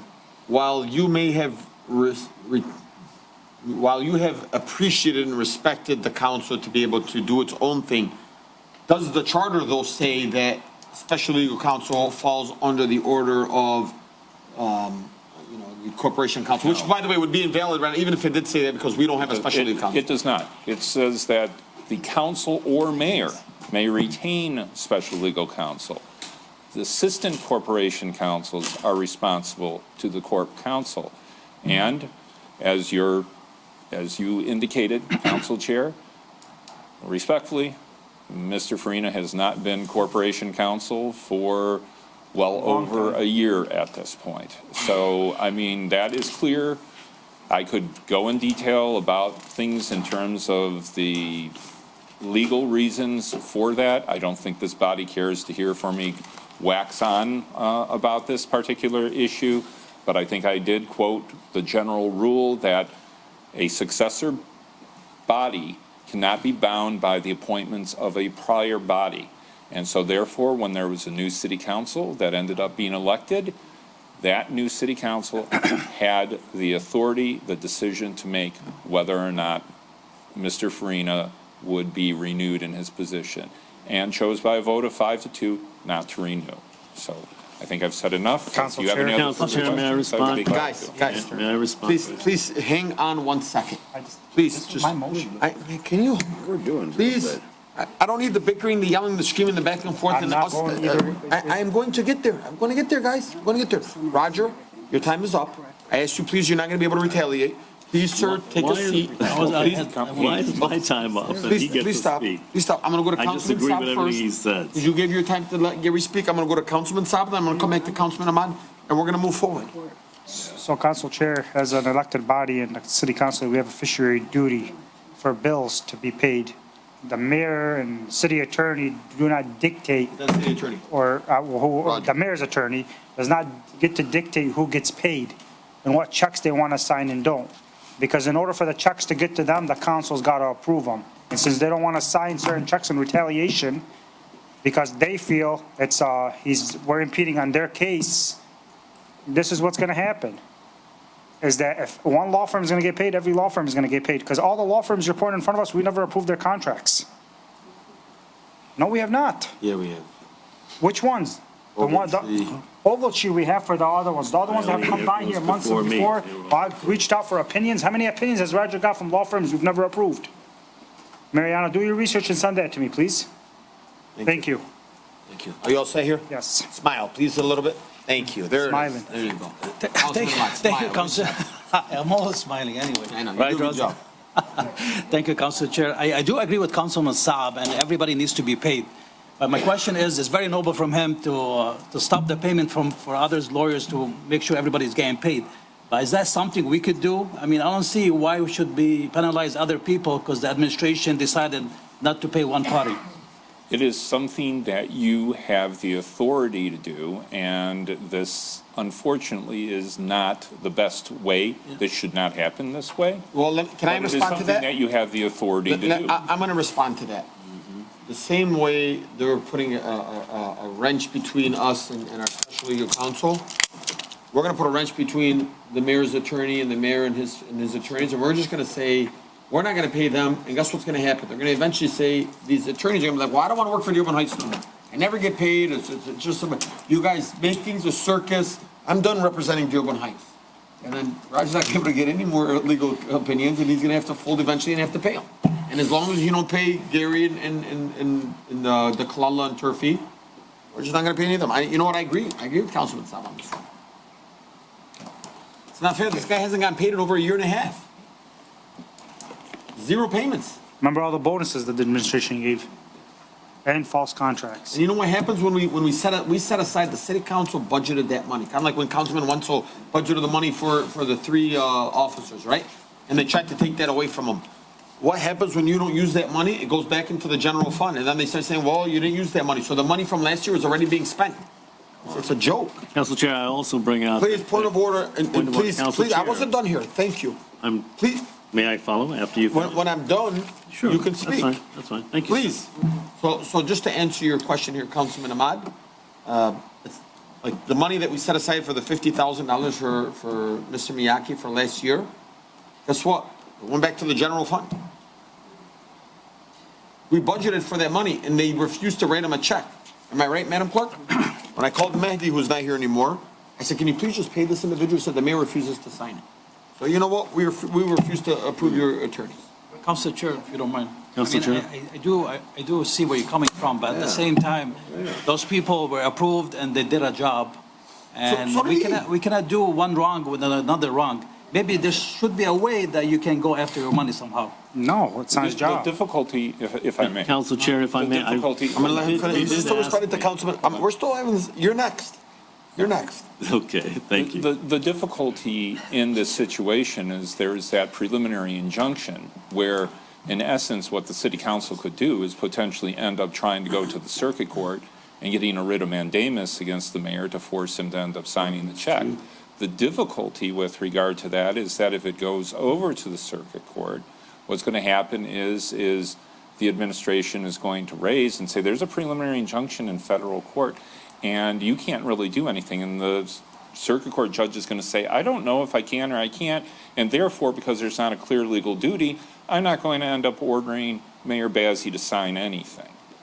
So, I mean, you know, to be frank, it's not like I am going to be bankrupted or anything if I carry this, because I'm hopeful that either of the individuals who are going to be the new mayor are going to basically make sure that we get paid. I'm hopeful that that is going to happen.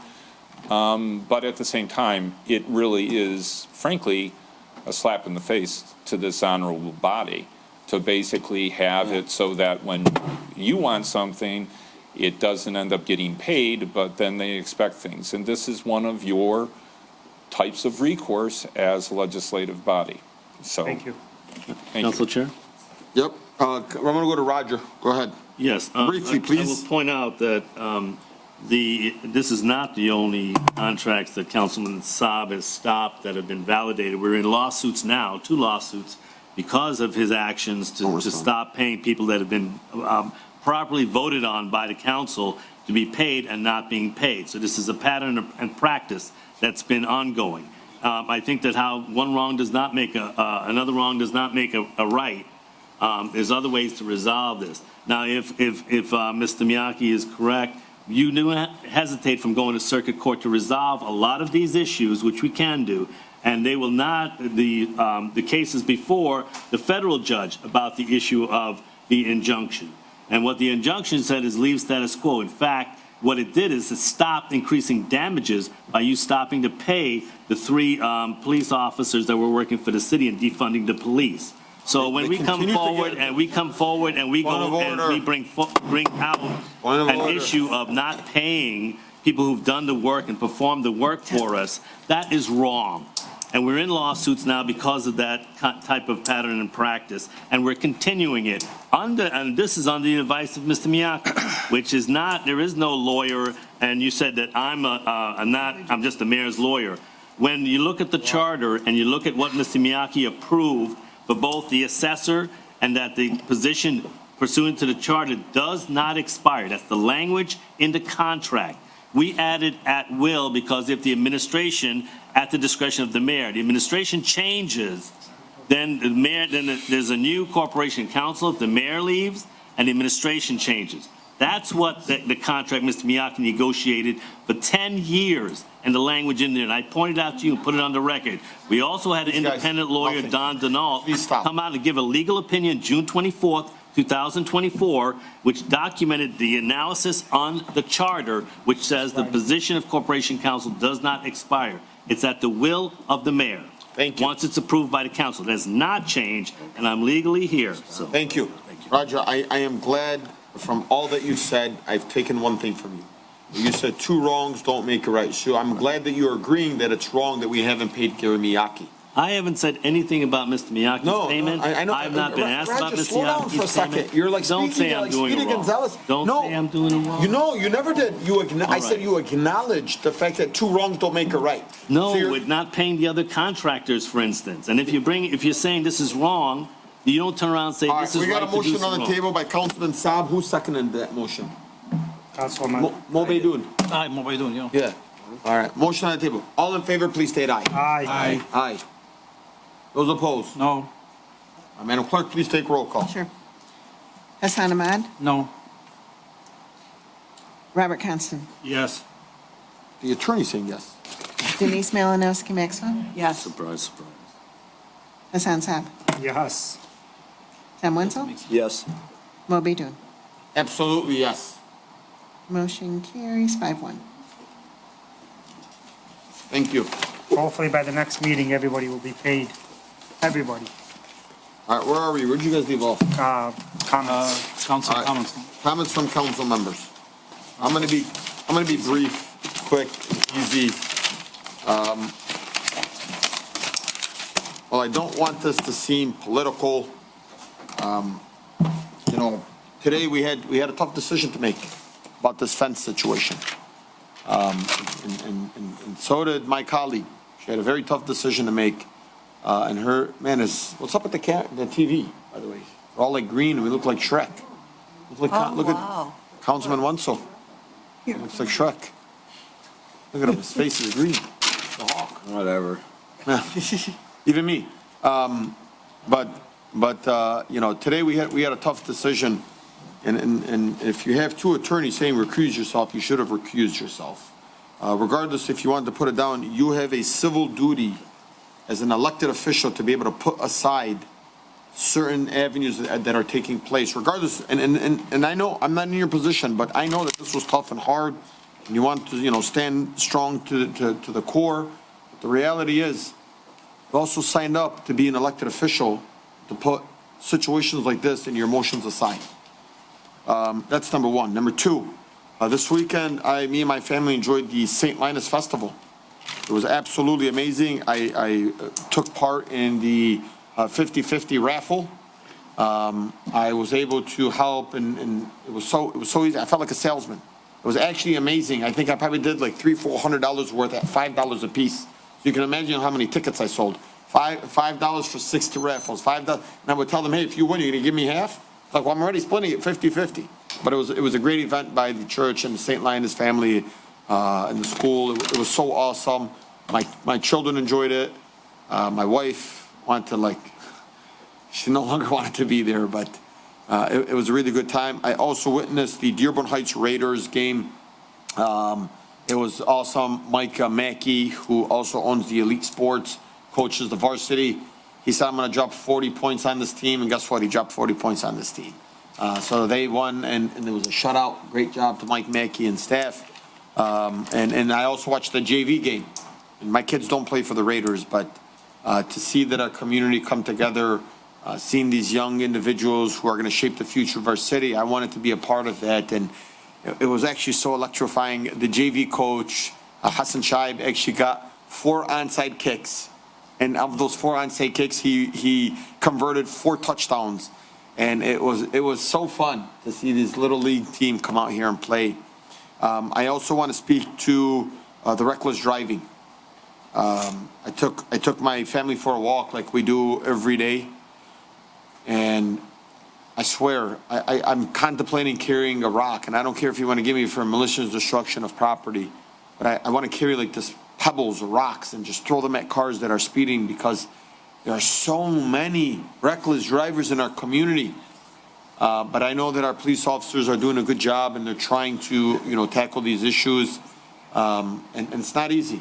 We, again, as residents, need to, be vigilant, let people know, tell their parents, slow down. It's not fair, it's not okay. And lastly, I want to talk about the reckless driving when parents are dropping off their students at school. I can't believe, and I can only speak for the ones that I see happening at Crestwood or at Kinlock or at Highview, closer on the north end, or even Star International. Everybody's just zipping through on their phone. Kids are crossing the street. People are zipping through. It's crazy. It's crazy. And so I'm gonna give a call to our police chief tomorrow to have a conversation with our SROs, and maybe we can get a couple of extra bodies out at the schools. There's no reason why that these parents feel like it's okay, because it's unfair. Unfair to the students, it's unfair to the other parents. And to be honest with you, I think it was Hillcrest. I got a phone call from a resident who sent me a video. I swear a car was zipping at least 60, 70 miles per hour. It wasn't fair. And then I also want to just kind of talk about my conversation with the clerk. I've been having a lot of businesses that are opening up, and in the past, the administration did not reach out to all the body or all the elected officials like our judges and our police chief and fire chief and even department heads. They failed to invite us. And so maybe I'm hoping that the administration is seeing now that we are inviting people to these grand openings because, regardless of the politics that are taking place, business owners shouldn't be stuck in the middle of it. And so everybody should be welcome and invited. I've sent to our clerk, and I've invited all the council, the judges, all the elected officials from our commissioners, Congress members, and state representatives. Saab's telling me to speed up, but he's about to talk for just about as long as I'm going to speak. Thank you so much. Yes. Go ahead. Councilman Saab. I want to thank our fire department for the chili cook-off this weekend. It was a pretty nice event. Seen a lot of people there, tasted chili. Actually won a few prizes. Donated them back to the fire department, so that was a good event. St. Linus's festival is actually pretty nice. Seen a lot of folks there. People were happy. I don't think they had any issues there on the weekend, so that was a good event. Talking about the stop sign we approved today, and the only reason the chief and everybody got involved on it, the intersection, people avoid Beach Daily to go to Ford Road. What they do is they take Dock Stater all the way down to Gully. Kids walk from Crestwood over there, and there's no stop sign going east or west. And a girl almost got really seriously hurt a few days ago there. She tried ditching, not getting hit by the car, and there was a massive pothole in the street that the DPW took care of today. So I'm glad that got approved. And last but not least, tomorrow's my wonderful wife's birthday. I want to wish her a happy birthday. And that's it, folks. Happy birthday to your wife. Make sure you take her out to dinner, because I know she told me you haven't really been taking her out. You should take us too with Council Chair. Council Chair. I got dubs. I can't. She's got to wait. Councilman Ahmad. Thank you, Council Chair. First, I want to salute Councilman Saab for the stop sign in motion. I guess it's really needed. I do live on a corner lot, and sometimes it takes me 2-3 minutes to exit from my driveway, to back up from my driveway. So that stop sign is for a reason. So please stop at that stop sign. And I'd like to echo whatever Council Chair Baydun said about the reckless driving.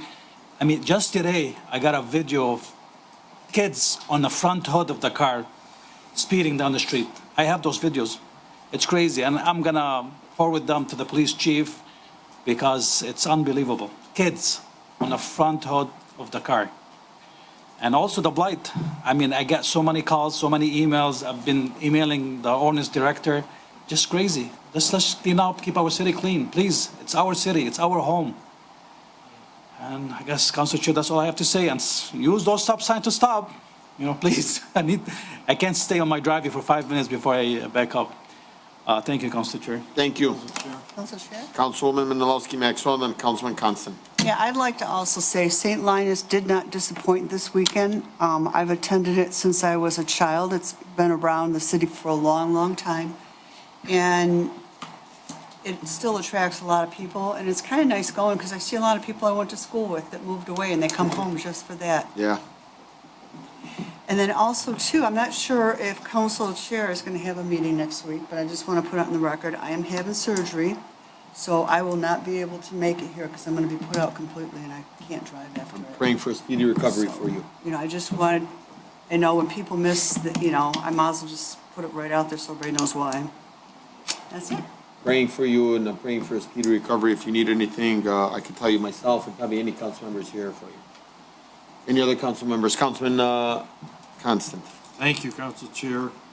Yes, the Dearborn Heights professional firefighters, the fire department did a great job with the chili cook-off, raising money for the burn camp.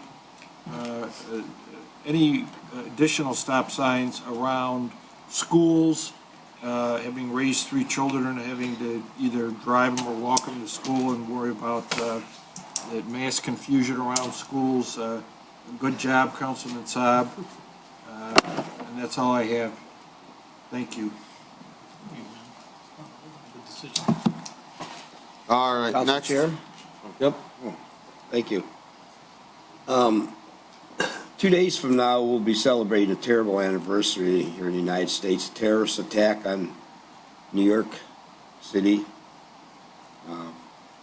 Thousands and thousands and thousands of people lost their lives in this terrorist attack on America. Worst terrorist attack on American soil in our history.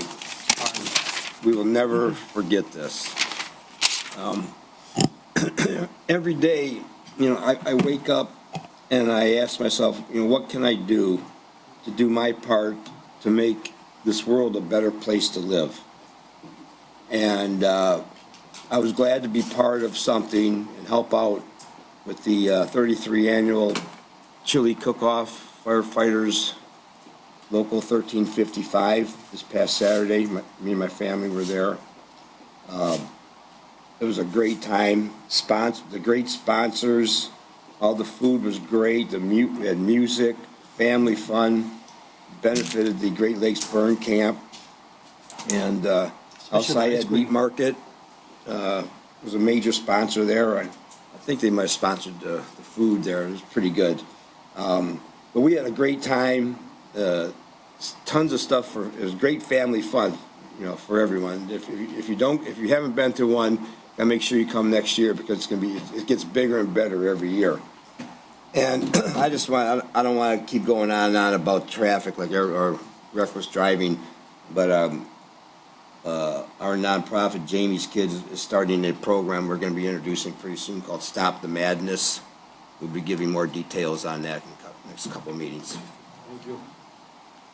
All right, we're done with this. I'm going to move it over to the residents. I'm going to start off with Zoom. Council Chair, can we have something from the administration? Oh, I'm sorry, announcements.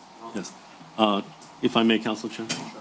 Yes, yesterday we had our fifth meeting with the Garden City, the program to Family Resource Center. Again, the City Council for Garden City, their mayor, they've signed a contract with us. We filed it with our clerk's office. The unique things about this program, it takes the whole family, not just the young people. And we're not just including the schools, because juveniles that, like for instance, speeding and traffic, those issues, the whole family can get brought into the court or dealt with it, dealt with it through our diversion program. They have an 80% success rate. We're looking to 10 to 15 kids a month. We started our first kid, I believe today, that we're passing on, involving a weapon, but it's past safety issues. But we're starting the program.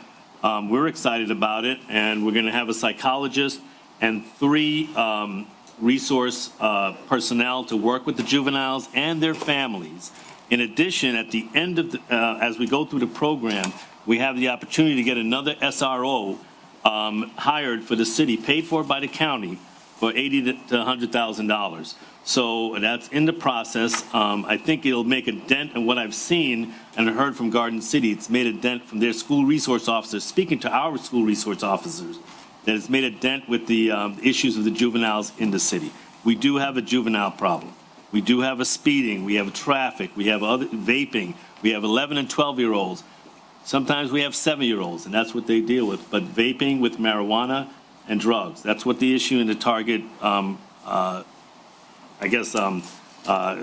community is going to be. I talked with the Rotary, and I've talked with Kiwanis to look at them providing resources for the families that, for instance, with truancy, if the kids don't have clothes or they don't have food to get to school in the morning or they're picked on, how can we put resources for the whole family? They're excited about it. We're asking different organizations to come forward and let us know how they can contribute to the program and the families. It's not costing us anything. It has a chance to make us money. So that's the Family Resource Center program that you approved. The next thing, Council, I would say with the Pelham Trailer Park, we've entered we're putting together a memo of understanding, which we presented to our judge last Thursday. We're finalizing it. We will bring it to council. They've committed to putting $2.5 million to repair those trailers, replace all those trailers with HUD-approved trailers. So we would get rid of the 60 or so there, replace them over the 3 years, use that $2.5 million provided by the owner to replace them, and that would improve the quality of life for the trailer park and for the surrounding residents. So that's in progress. I will hopefully have the memo of understanding that we drafted, some tweaks to it, and get it to you for your review. Thank you. Sounds great. Awesome. Director McCaffrey, everybody's favorite director. Hello, Council Chair and Mayor. Just want to talk about a couple of items. First off, Saturday, September 27th from 12 to 4 p.m. at CK Library, we will be having an open house and fall festival. We will be having a number of activities, including petting zoo, pony rides, local cuisine samples, pumpkin decorating, carnival games, tin can raffle, vendors, and cider and donuts. Should be a blast, so come on out. I also want to thank all the residents and vendors who gave to our backpack giveaway to conclude the summer reading program. They include Corey's Collision, John Zadikian, Bill Smith, Dinoland, Sandy and Philomena, the Dearborn Heights Fire Department, library staff, the building department, Tracy Orsegas, Michelle Payne, Lynn Senia, our wonderful clerk, Nancy Breyer, Councilwoman, and Treasurer Lisa Clayton, and Debbie Kozer. So that's all for now. Thank you for your time, and see you at the library. Thank you. One quick announcement and comment. Just want you to know that we are in the process of creating the new 5-year plan for the Recreation Department.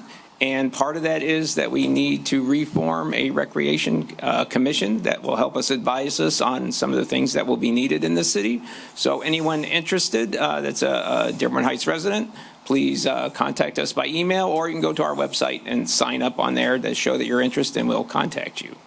And then one other comment I have is last week I was speaking to some City of Dearborn officials, and I was interested to learn that they said that the state of Michigan has now made it possible that they are able now to install cameras on those flashing stop signs, and they can issue tickets based on the cameras. So I didn't know that. That sounds very interesting.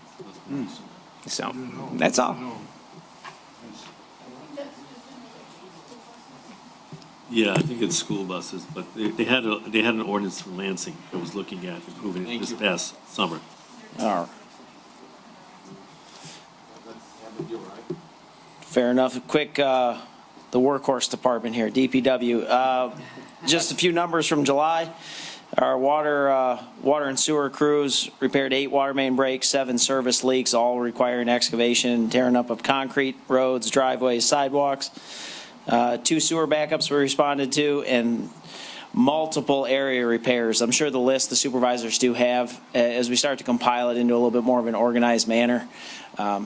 I'll certainly try and provide that a little bit more to both the public and the council. But if you have specific addresses, contact the office. We will do our best to let you know where you're at on the list. Somebody's going to be first, somebody's going to be last. But our guys are out there Monday through Thursday, 7 to 3:30, and the rare amounts of overtime that's budgeted. Highway Department, we spent most of our time, 867 labor hours, tree trimming and tree removals. So these guys are out there every day from about 7:15 to 3:15. But the summer with time off and just understanding that our DPW is staffed for what typical cities of maybe 25 to 30,000 residents have. Just be aware that we're in a situation where our guys are out there doing the work as best they can each and every day with quite outdated equipment. And with the amount of time off, a lot of times you might only have one crew out working on trees. But we spent 867 labor hours of tree trimming and removal, 200 labor hours of coal patching. So we are still trying to address those few main topics at DPW: the tree trimming, coal patching, street sweeping, and a little bit of traffic sign and non-motorized activities. Building maintenance, we're working on putting together a little bit more of a report to all the work orders that they do. A lot of the time has been spent on that mowing, landscaping, beautification of all of our city buildings. Last two items here, one thing to just keep in mind, please, I've noticed at least driving around the city to different residents, different addresses, continue to get your garbage cans off the road. I've noticed a handful where I can look up and down the streets, and when those garbage cans are off the road, when we do have a full staff and we're able to be out street sweeping, it's a lot more efficient. It's not to say every single time that you'll see them on your street, but it's the only way to get the process going so that it becomes more efficient. And then last issue, if you have any tree or sidewalk issues, please still contact DPW. We're compiling a list, trying to work on different programs to be able to address some of these city trees, private trees, and sidewalk issues that have just kind of continued to increase over the years with this city. So that's it. Thank you. Thank you so much, Director Dancy. Chief of Staff, Mariana Hernandez. Good afternoon, council members. I just wanted to bring to your attention that there are about 20 companies that have 90-plus days of overdue checks that have not been paid. Multiple emails have been sent to the council chair and council chair pro tem requesting for these payments to go through. Our concern is the liability that you're opening the city to if these checks go unpaid. We have multiple contracts that we promised to pay this money, and these funds haven't been released. The discussion today also prompted some of that. We have legal contracts with these legal companies that we are supposed to pay, so it's okay to hold it for a little bit. But once it reaches that 90-day mark, you are opening the city to liability. So I really encourage you to look at the emails from August 8th, seek legal counsel, whatever you must do. But our audit is closing up soon. A lot of these invoices are from the prior fiscal year that we're trying to pay, and we still have no direction. So there's a concern that is racing fast. Question, is this the money has to come from the fund balance, right? Because it wasn't budgeted because we didn't have the money for it? Correct, which is in accordance with our charter as was explained by the comptroller as well as Plant Moran. So again, regardless, it's going to be on our audit, but the liability is there with these contractors. How much is the grand total? About $123,000. And you can't find a way to come up with it, huh? It doesn't matter at this point because it's for last fiscal year. So regardless, it's going to be accounted for in the audit right now in last fiscal year. So it's going to come out of whatever last year's remaining budget was. Council Chair, was there any money that wasn't spent throughout the budget last year that we can pay these bills? There were certainly certain areas that weren't spent, but the overall budget was over. As you well know, overtime went extremely over in the fire department, particularly. So, and that's another concern. We're in month 2 of this fiscal year, and we've already noticed that police and fire are at 40% of their overtime budget. You all should have received the budget to actuals yesterday, and it immediately raised the flag on me. So. Thank you.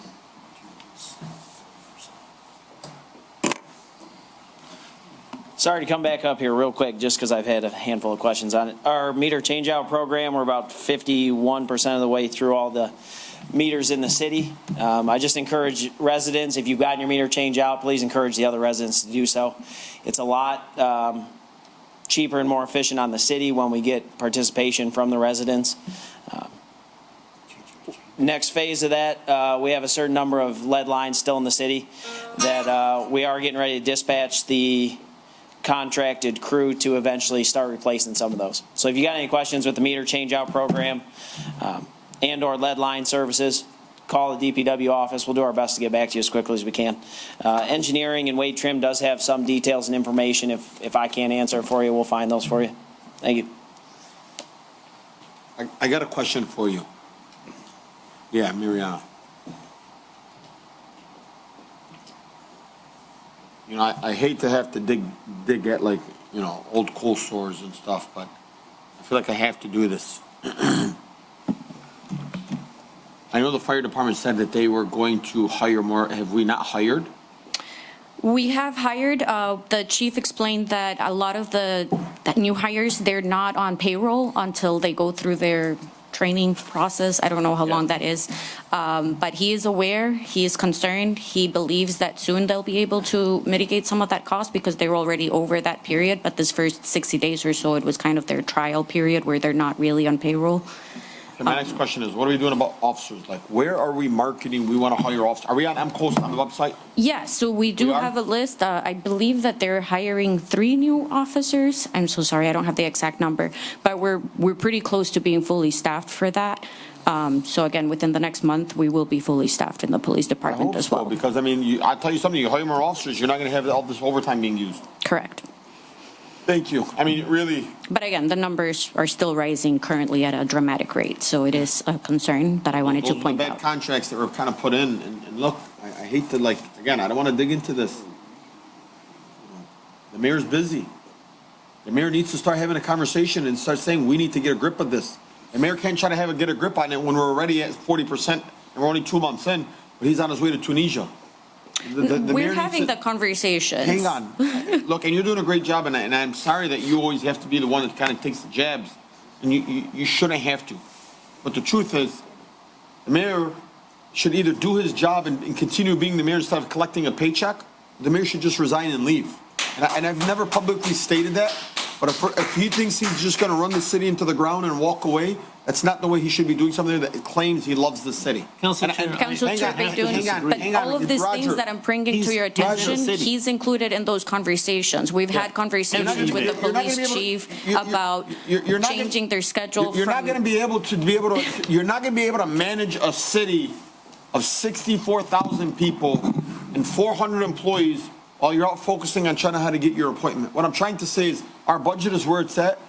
He's the manager of the city. Figure it out. Don't come to the council and say, hey, guys, I just want you guys to know this is happening. That falls on the administration, not on the council. We are bringing it to your attention. We're being transparent with regards to what's happening right now, but we are mitigating the issue. We have met with both chiefs about this, and I'm being transparent as you've requested in the past. You also get these reports every month, so you yourself should already be paying attention to it. We got it today. So I'm letting you know, you got the last month's too, and it was also there. So again, I'm just highlighting some of the items that I've noticed in there for transparency, but you do have all of those reports every month yourself. And Council Chair, the mayor is physically present hang on one in the second, city. Roger. I'm trying to speak, but you haven't let me speak. I love that you're being transparent and you're telling us. But if we can't even pay for our special legal counsel, we can't hire 3 ordinance officers, what makes you think that you telling us is that the mayor's going to listen to us about overtime? We did hire ordinance officers. So again, like, we are doing everything that we can. So. Sworn them in. Yeah. Thank you so much. Anyone else from the administration? If not, I'm going to go ahead and start with Zoom, and then we'll move it over to in person. Let's start off with Mr. Dana. Good evening, Council Chair. Good evening, sir. And Council and members of the audience. Dana Parrish. Good evening, Mr. Dana. One of the kind of address quickly, short-term rentals and a $5,000 fine. I wanted to ask a question, Council Chair. I know this is going to come at the end, but did you or someone talk to the judges? Oh, I had a very deep conversation with both Judge Poecki, which I've seen yesterday, and then Judge David Turfey as well, and where I stand. And pause this time real quick. I want to make it very clear. The responses that were said to me were, look, if the administration wants to enforce strict resolutions, we're going to follow strict resolutions. If the administration wants us to be lenient, then we're going to be lenient. It's ultimately the pressure that you guys want us to apply. And I know, and it was really specified, it didn't mention your name, but I know that there's a resident saying that, the judges don't want this to be done. Let me tell you something, we take the order on based how the administration wants us to take things on. So, Okay. so I want you to know that the judges said, if this administration tells us, apply strict penalties and enforcements, we're gonna apply strict penalties and enforcements. If they come back and say, hey, give everybody a break, we're gonna go ahead and give everybody a break. They have obviously been hearing about me then. That's a good thing. Yeah. The prosecutor also offers plea agreements as well. Make sure there's got to be a way for you all to check. Yep. To track ordinance, traffic fines, all these fines, from start to ending. For you all to find out what in the hell is going on. You've got ordinance officers busting their rear ends out there. Are they giving them, you corrected the violation, so you're fine. Is that what's going on? You really need to know what is going on and why you're having so many problems. Because the chain is being lost somewhere along the line. The other thing I wanted to ask about is the Van Born corridor ordinance. I've read it both for Taylor and Dearborn Heights, and it's both the same for both cities. And I want to say, we came up with this ordinance in cooperation with Taylor, and when the business is sold, I read the ordinance, and it's supposed to be enforced when a business is sold. And Council Chair, you and I know, because we talked about this, and I will not mention the name, it hasn't happened. And I want to know why. There's supposed to be differences in facade, green space, lighting, parking, glass storefronts, all these kinds of things that are supposed to occur. Are we going to be until 2085 until we have a corridor? Give you an example. Look at Taylor. Look at Goddard. Look at what they did to Goddard. I happen to know the owner of that party store there at Goddard and Goddard and Party. He spent like $2.1 million on that facade there. Go down and look at Eureka Road. Look at what they're doing down there. Yes, it costs a lot of money, but they buried the lines, the electrical lines down there. They've made a difference. Look at that city. What are we doing? What are we not doing? We have to start enforcing something because as it looks right now, we're really not doing anything. And we had that business, Council Chair, that was sold. We looked at BSNA, it was sold, new owner, and yes, they fixed it up. But what did they do to comply? They took care of the damage, but they didn't do anything to comply with our ordinance. And that's a big problem. Thanks, good job with the new ordinance on the short-term rentals. Good job. Thank you, Mr. Parrish. Your time is up. Madam Clerk, I'll just give him a thumbs up if you can still see me or not, but I do have to actually follow up with something for Dana. I honestly, it's been the holidays, a lot has gone on, but you're right, we did talk about that, about the Van Born corridor, and if Rick is on here, just know I need to talk to you tomorrow. I see he's on here. Rick, call me in the morning. We gotta talk. Next up is Margaret. I'm assuming it's Margaret King, but better introduce yourself. Margaret King, May 1st Street, Dearborn Heights. I'm happy that the ordinance for the short-term rentals got passed. Thank you guys. Just one more thing. Today is 26 years ago, Lisa spoke on it. 26 years ago, I lost my cousin to suicide. I was 11 years old. I spent my 12th birthday in the funeral home. I just wanted to touch on it. September is Suicide Awareness Month. There is the 988 number, and always reach out to a friend or a family member if you're in need. Mental health is very important, so. Thank you so much. Guys. You're welcome. Have a good night. All right, no one else in Zoom, we're going to start off with the audience. And you, ma'am, please state your name, the city you reside in, the street that you live on. You got 3 minutes. Sue Kaminsky, Amboy Street. First off, I wanted to thank Mr. Farina, and don't have a heart attack over there, I'm gonna have one. in coming up with a solution for the fence issue, and hopefully it wasn't added on there that it's a Lara licensed company. And I'm just glad that hopefully this will be done, so thank you for that. Sometimes I get accused of having rose-colored glasses, but we're in America. We say the pledge. There's 3 branches of government. I don't know why CNN, Newsweek, all the national news places aren't here to watch our dysfunctional city with a mayor who doesn't show up, with a council who passes ordinances and passes things to be paid, and they're not getting paid. I don't understand why we are not getting national attention because our city is non-functional. And frankly, I don't understand why our mayor doesn't come to meetings and why he's not here. I don't understand the games of retaliation.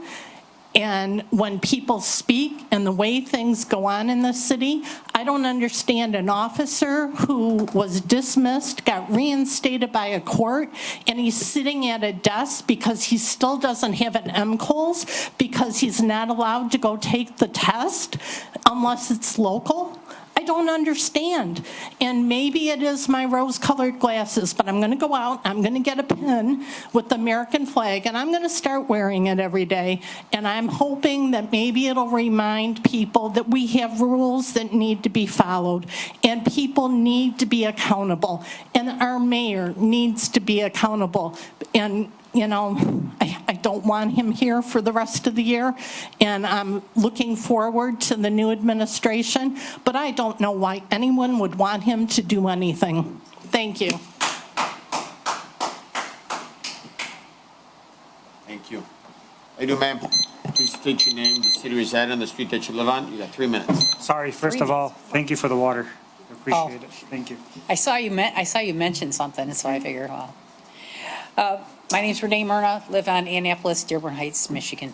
First of all, I think I might have an answer for you about when you say why, but one of the things I want to say, we had a call that went out from our street this past weekend because there was some suspicious-looking guy walking around and pacing around where there was kids, and we were kind of concerned. The neighbors were on the porches, and we just watched him for a long time, and then finally, you know, I made the call to the police station. Can you just do a drive-by? That's what I said. Can you just do a drive-by? And they said, sure, we'll send somebody out. Well, they sent the darn SWAT team, scared the guy out of his britches, scared all the residents because 3 cars came out, 2 people in each car practically. I'm like, holy cow, wasn't it? Well, turned out the poor guy was visiting his cousin. His father just passed away. All the people were in the backyard because they were having like a wake service. I felt so bad. I went over and confessed to them that I did it because I know the neighbor that lives there. I know her house, and he was going in and out of the driveway. He was never going in the house. So anyway, they were happy that I mentioned something to them, but that police response was fantastic, I guess. I don't know, I'm not gonna call them again, that's for sure, unless it's really serious, you know. I do want to say shout out to DBH 411 on Facebook for keeping track of financials, because I'm one of those people that if it's not laid out in a chart or something, it doesn't make sense to me. And then the answer possibly to your question is, these are things that go through my mind. I'm going to do this real quick, and I'm just going to read out what I have here. It's called cui bono. So what does cui bono mean? The Latin phrase literally means, to whom is it a benefit? In English, it can be defined as who stands to gain, with the implication that this person is responsible. I've been here almost a year, and to each thing that passes before the city council, I ask myself this question, cui bono? Who's benefiting from what's going on? So one of the questions I had for myself was real estate. What happened to the real estate agents? Where are we with the properties sitting on the sidelines costing us money? What's keeping the residents from truthful information on how many properties? Are there any hidden properties that are supposed to be on the list that weren't? Are they on hold for a reason? Are they being sold without our knowledge? Are they being held until we forget about it? Cui bono? Who benefits from this right now? Who benefits from those properties being held up? And then who will benefit in the future from the properties? So the debt, the city is quickly going into debt with promises that are not kept and unpaid bills. And I wrote this before I even saw what was on the agenda. They're not unpaid bills that are stacking up and leading us to bankruptcy. I do not blame those that do not want to do business with the city of Dearborn Heights. I'm gonna give you 10 more seconds. Who would knowingly enter a contract at the risk of not being paid, and the endless lawfare and lawsuits, cui bono, who benefited. Although I commend you for completing the short-term rental ordinance, I think the endless meetings and going round and round are a distraction of something that's a deeper issue in the city. I say cui bono, let's look into it, who's benefiting of withholding things. Thank you, and I really support you guys, I pray for you guys, and I love you guys. Thank you. Thank you. Cui bono. How you doing, sir? Please state your name, the city you reside in, the street that you live on. You got 3 minutes. 3 minutes, wow. Drapkowski, Columbia Street. Thanks for Parkland Park. I know there can be a lot done there, especially during the Cruising Hinds. If we open up Parkland Park for the Cruising Hinds group, it's going to fill up. It'll fill up. Bring in the lunch wagons and open up that concession stand that's already there. Start frying up some hamburgers, cheeseburgers, whatever. And then also that'll incorporate another connection with Warren Valley Golf Course. I think actually the golf course should be under the direction of the Recreation Department, but I'm not in charge. So there's a lot of potential we can do there. We can only use the Warren Valley concessions 10 times a year. And we got our own concessions that's already bought and paid for that we put in. And along with the new outhouses and everything that we paid for. There's a lot of potential there. There are so many farm markets, so many antique shows, swap meets. It can all be done there. But nobody's taking the time to do it. And we need a director that's motivated to do it. And I think I've just given you a bunch of ideas, and I think you'll go with them. So, thank you. Thank you. Have a good night. Anyone else in the audience? Seeing none, can I get a motion to adjourn? Council Chair, motion to adjourn. To adjourn by Councilman Saab, Support. seconded by Councilman Constant. All in favor, please state aye. Aye. Those opposed? The ayes have it, motion carried. Have a good night, enjoy your night.